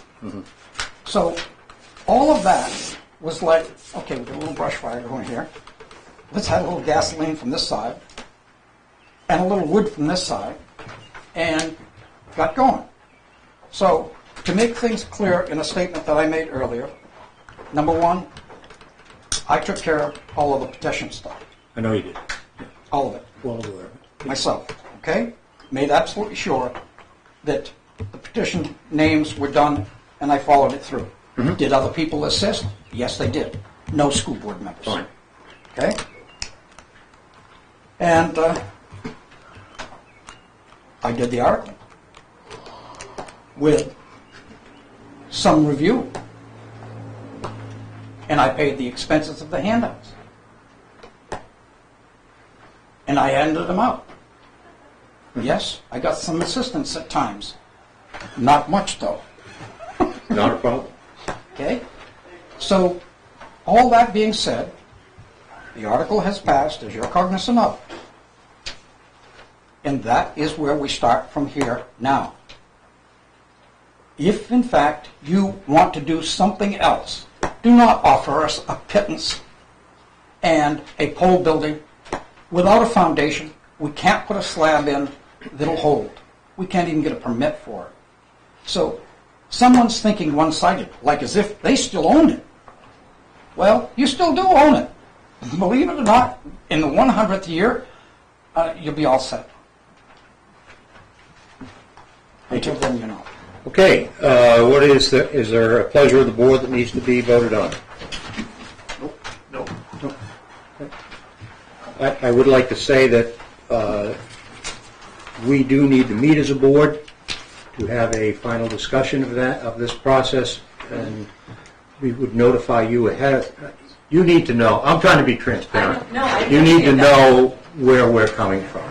If we have we do have somewhat of a legal opinion, but we have a direction. Okay.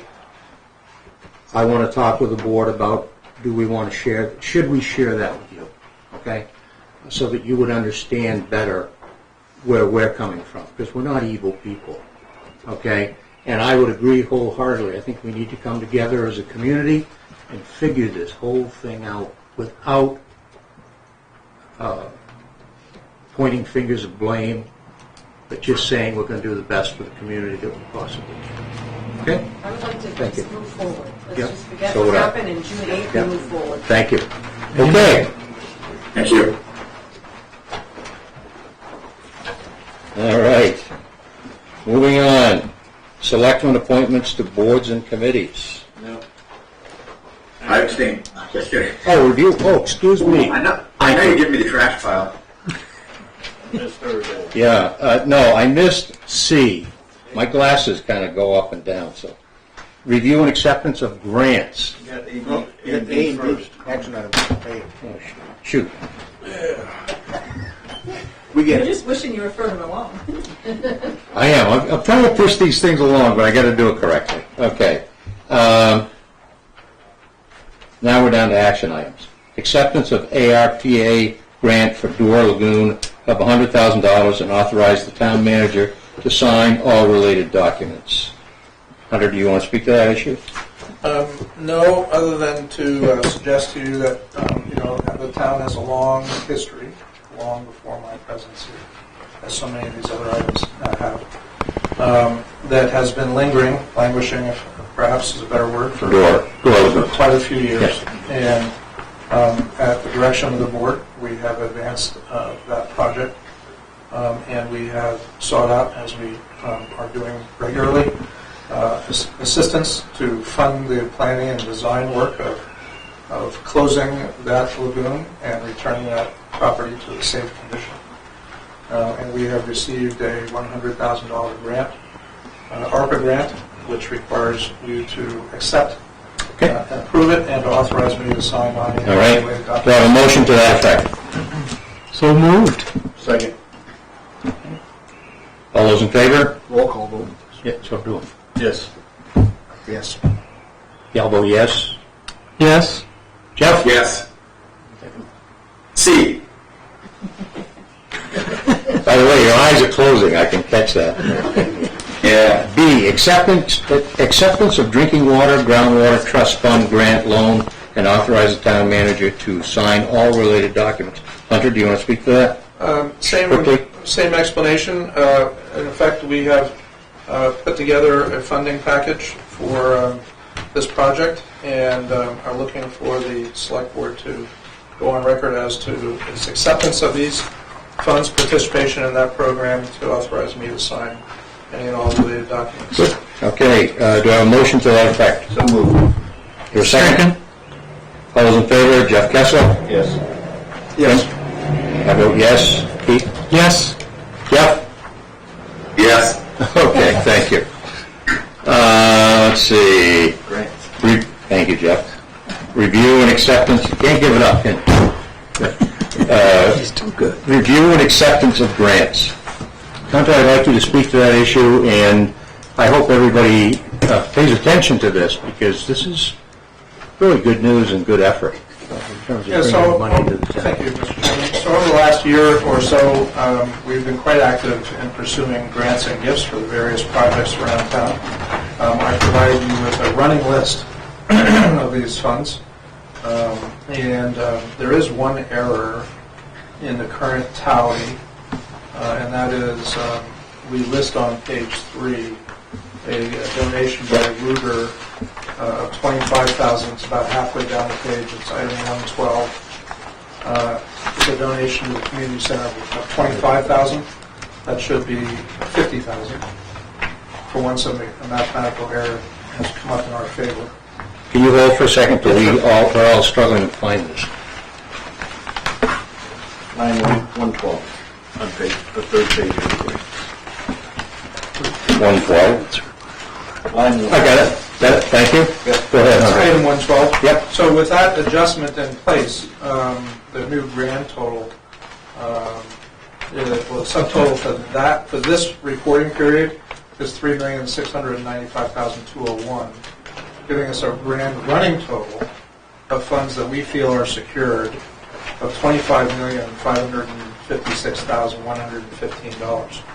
Now, we have approximately $2 million pending that have come in the last week or two that we hadn't had a chance to get organized and put onto this document. But once those come in, that include communication center improvements, and we'll ask you for approval of these 3 or 4 later. But I just wanted you to be aware of them. As the public probably doesn't know, I communicate with the select board every single day that I'm in office and tell them of what I've been doing and who I've been communicating with. And all of our letters and communications are proofread by staff and our attorneys or the select board prior to them going out, even the routine ones. So that would bring these 4 grants. One is for communication center, one is for emergency shelter generator, another one's for parking lot, and then another one we received notice about last Thursday or Friday was helping us to remediate Vargas Mills, which is in brownfield site. So the total at that point will be $27,397,115. And I would submit to you that this is unusual, unique, but for our size, we're probably rubbing shoulders with the larger towns, correct. Probably Nashua, Concord, Yep. Manchester, people of that nature. So we're very pleased with this, but nothing is for free. And in this respect, there will be a lot of work coming. You'll see a lot of requests coming from us for you to review and approve various individual agencies' documentation as they all come due and surface. But it will get fast and furious from here on out, and I expect that the town will see probably a rather extraordinary 12-24 months coming ahead. So I do want the public to understand, it took a lot of work of a lot of people to get this amount of money. And that's a tremendous amount of money being brought into the town that will certainly help with the tax situation in the town. So I think this is great work. So to that point, Mr. Chairman, if I can emphasize that, the lion's share of this will be to offset infrastructure expenditures correct. around the town. So we can converse that and suggest that $27 million worth of infrastructure responsibility will be absorbed by these funds and thereby alleviate the people of Newport going forward of that responsibility. Thank you. So we're really very pleased with that. Yeah, I appreciate that. Thank you very much. Jeff, you had a comment? Yeah, I just want to comment that some of the grants coming in, and they vary depending upon the grant, will require a match on our part. Thank you. Hunter? Yes, sir. Yeah, man, is the part of that $27 million, is that the funds that are going towards the water and sewage treatment plant and the new well? Yes, those are included. Okay, thank you. Right. Any other questions or comments? Okay, thank you. Moving on. Make sure I get the correct thing. Selectmen appointments of boards and committees. Always a great time for this board. So we'll go down through. People can, what we've generally done in the past is if you have great interest in this, you need to tell us at this particular point, because we have a variety of boards and committees to fill. Airport Advisory Committee had been held by Herb Teller. Do we have anybody who might be interested in that, or I will appoint? Like Herb's replacement. That'd be me. Okay. I knew you guys were going to do this. I told you I was going to do it, Jeff. I know. I can't defend So myself. Jeff North, Budget Advisory Committee. Of course, we didn't have one, but maybe we'll get back at it. Jeff Kessler, okay, and I'll stay on as the. I'm all over CIP. Yep. I'm still on there. You guys meet once a year? Okay. I'm on it. Yeah, thank you. Very diligent. Yeah, I know you are. And you're the alternate. Keith. Yes. Kessler, Community Center Committee. I talked to Jeff North to see if he wanted to do that, and I can't remember what his response was. I think I'd like to be involved in that. Yes. Okay. Saying North, you got it. No explanation needed. That's good. Conservation Committee, I'd be willing to stay on that. Great committee with great people on it. Econ. Yes, please get me there.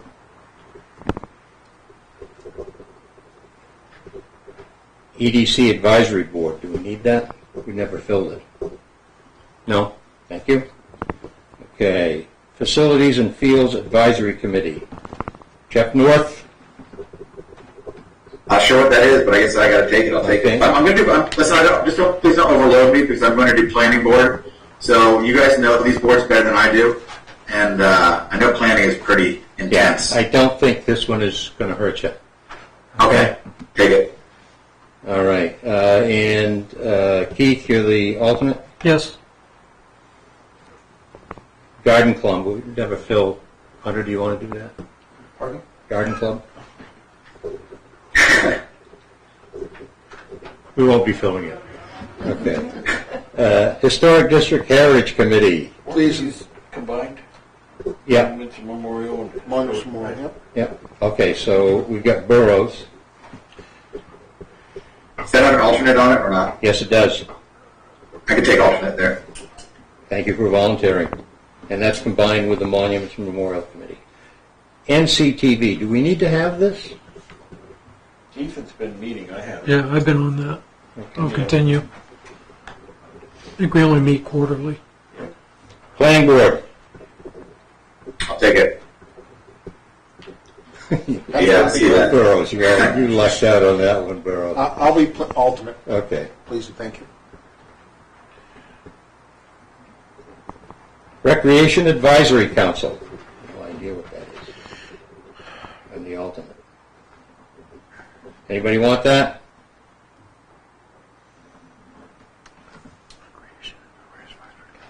Sure. You can take it? Sure. Okay, I'll be the alternate. Upper Valley Sunapee Regional Commission. Yeah, I'll stay in that. All right, and I'll stay as the, I think we only made one meeting, Jeff. I think. Yeah, I've made more. Good. Uh, Zoning Board of Adjustment. yeah, I'll do that. I think we're meeting this Thursday. Need an alternate. I'll do it.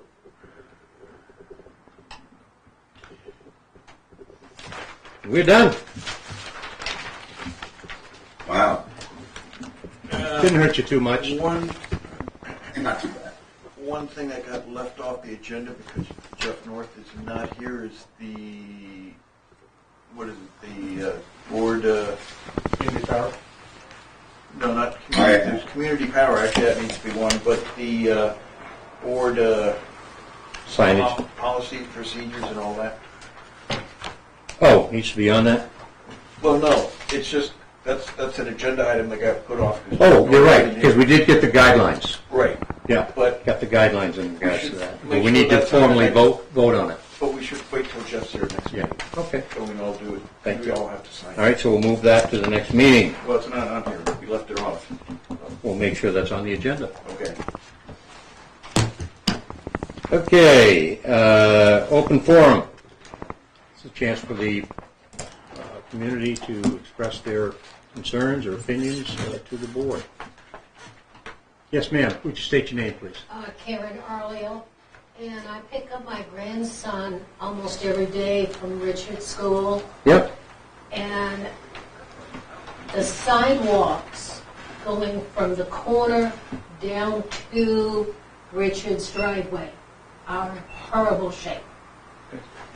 Lots of times, especially in the wintertime, you have no idea if you're parking on the street or if you're parking on the sidewalk. This is the one opposite. You got the main thoroughfare, and then you turn right or left, depending where you're coming from. Isn't it School Street? School Street, going down from the church. Mm-hmm. Something needs to be done. A kid is going to get hurt because lots of times they will actually walk sideways to get up there.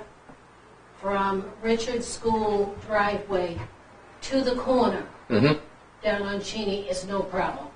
Okay. That's fantastic. It's the other section. There's a parking lot partway down. Yeah. I don't know who owns that parking lot, if it's the town, Church, or it's I the believe. church, or what. But that's in sad shape.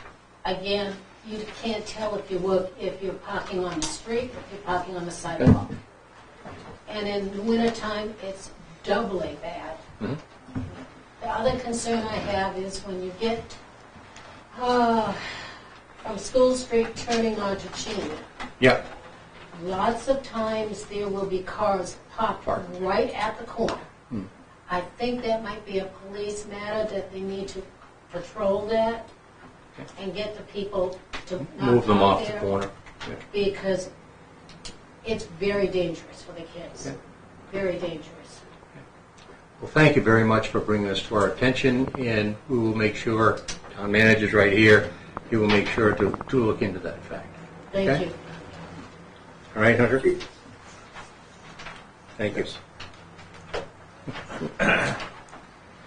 Appreciate you bringing that up. Thank you. Anybody else for open forum? Mr. Ring? Doug Ring. Two things to go along with Paul's, whatever, on Park Ave and North Main. There's a, when you take a right-hand turn there, there's a large pothole you hit every time to stay out of traffic. Just want to bring that up. Location of that, I'm sorry? Park Ave down, you go down past the post office and go like you're heading to Main Street, North Main. Right there by the telephone pole.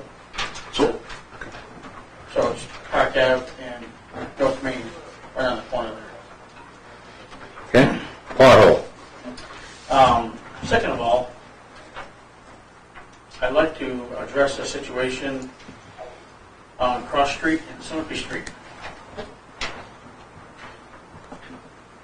Go ahead. There was a resident there that put some nice landscape ties down and came to the town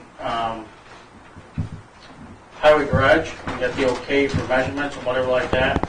And this last winter, they were dug up in the middle of the winter because the snowplow going down the sidewalk or something had a problem.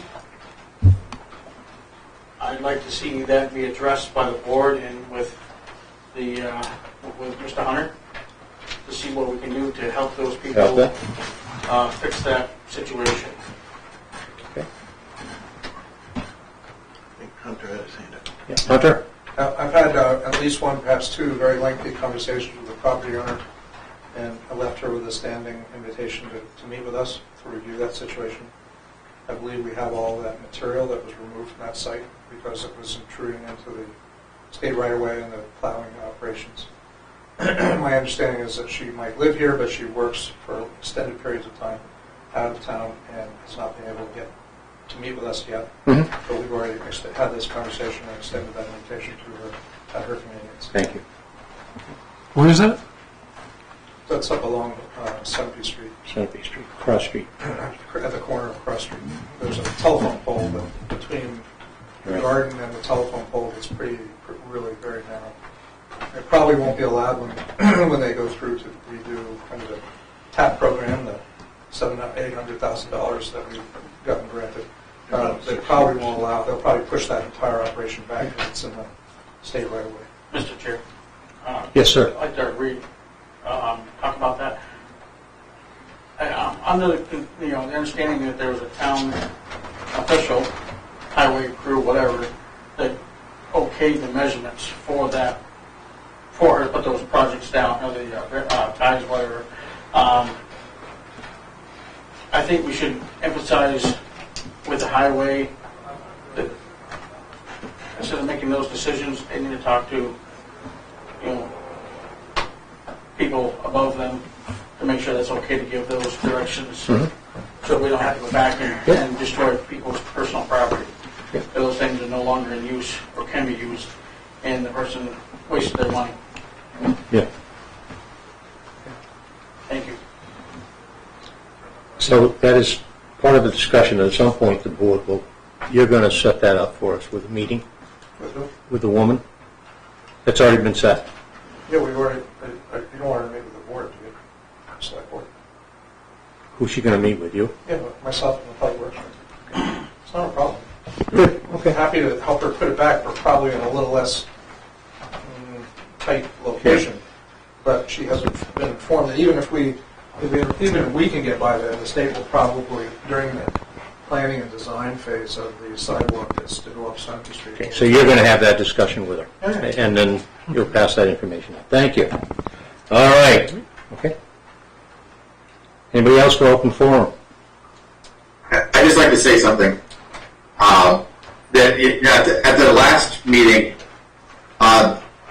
people who were, up for their position, the incumbents, had an opportunity to say, we're not sure if we're going to be here or we'll be here. But, Herb doesn't have an opportunity this week to be here and say anything. But I would say that, thank you for the years that he spent there. I know that I'm sitting in his seat, and that we welcome him to come anytime, back, and we appreciate what he's done. It's a job that, is often thankless. So we thank him. Thank you. I thank him. Actually, Jeff's sitting in his seat. You're going to be sitting down there. That's okay. You're taking his place, and we appreciate that. Yes. Can you see that? Do appreciate what Herb contributed.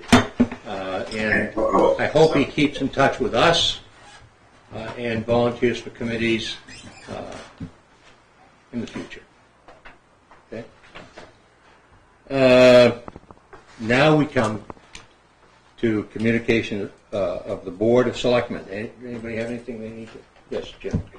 A couple of things. One, I'd like to echo what Jeff said about Herb, but thank Herb for his service to the town. This is a very thankless job in a lot of ways, but it's a very rewarding job where we get a chance to give back to our community. So thank you, Herb, for his service there. I did receive some correspondence from a resident on Chandler's Mills Road who wished to extend his thanks to the fire department for responding to a brush fire at his place over the weekend. He spoke very highly of not only the fire chief, but all the people that responded out there to assist with that, and was just, very impressed with what they did, how they acted, and how responsive they all were. From the fire chief on down, he was very, very thankful. So give that thanks to the fire department. And then my apologies for this, but I was reading a flyer today on the mapping of stone walls and the project that's being done through the state. There's a presentation happening, and please forgive me for this. I just want to reiterate that there's a presentation being done at the library on the 18th regarding the mapping of stone walls, and I will see that the town gets that and gets put up just as an educational awareness. But it's at the library on the 18th, and my apologies when I have more information on that. But I think it's a very interesting. We live in that part of the country where there are a lot of interesting walls and history out there, and just want to kind of pass that along. Thank you. Jeff, Dan? Yeah, I want to thank everyone that came out and voted last Tuesday. We had 862 people come out and vote. I think people spoke overwhelmingly on all the articles, and I want to thank the 5 candidates that ran for selectmen. Thank them all. I also want to thank Herb Teller for his years on the board. He was pretty much a steady support for the rest of us, and I hope he won't be a stranger when he comes back. So, that's all I got. Thank you, Jeff. Yes. He did appoint me as chairman for fixing the chairs, because that was kind of... Yeah, fix that Herb one. always did that, was Yeah. fix all the Jeff- chairs, so... We want Jeff North to come back and It's sit going to be that. missed, for sure. Yeah, So, good, thank you. I'll see what I can He do. also was a proofreader. Yeah. People don't understand that. He did a great job with that, Sure. proofreading. Okay? Keith? Yes, I just wanted to, Jeff kind of stole my thunder there, but, yeah, thank you to the voters. Articles all passed, and it's a direct result of people coming out and voicing their opinions. And that's what we need. That's how democracy works. So, and thank you to Herb for his time on the board, and also thank you to all the candidates that ran for office. It's a big deal. So, Thank you. One last thing. Can I? Thank you to creating the issue that brought the people out, which was Osborne. amen. Moving on. Don't comment. Wait, I guess, me too, right? Oh, Since I'm there. Jeff, I'm sorry, Jeff. I It's didn't mean okay. to. You need to So- come so back and sit here. Yeah. I want to just apologize for not realizing that I had an opportunity to speak, and I spoke in open forum instead of at this point right now. You'll learn. I will learn. Yes, I will learn, and it's going to be a fun process, I think. I'd also just like to just say, that it's impressive that really that both Bert and Doug are in the audience, and it's hard to lose anything, but they're in and they're still involved, and so it was good and it was fun, but thanks for everyone. Thanks to everyone. I very often hear fun in regards to some of these meetings. Yeah, so about the thank fun you. part. Sorry about Yeah, that. Thank you. Actually, this one's good. Yeah. Yeah, I really enjoyed it. Perspective. Okay, I just want to echo what people have said. I thank the people for coming out. In a democracy, we can agree, disagree. We should vote, and that came out. People voted.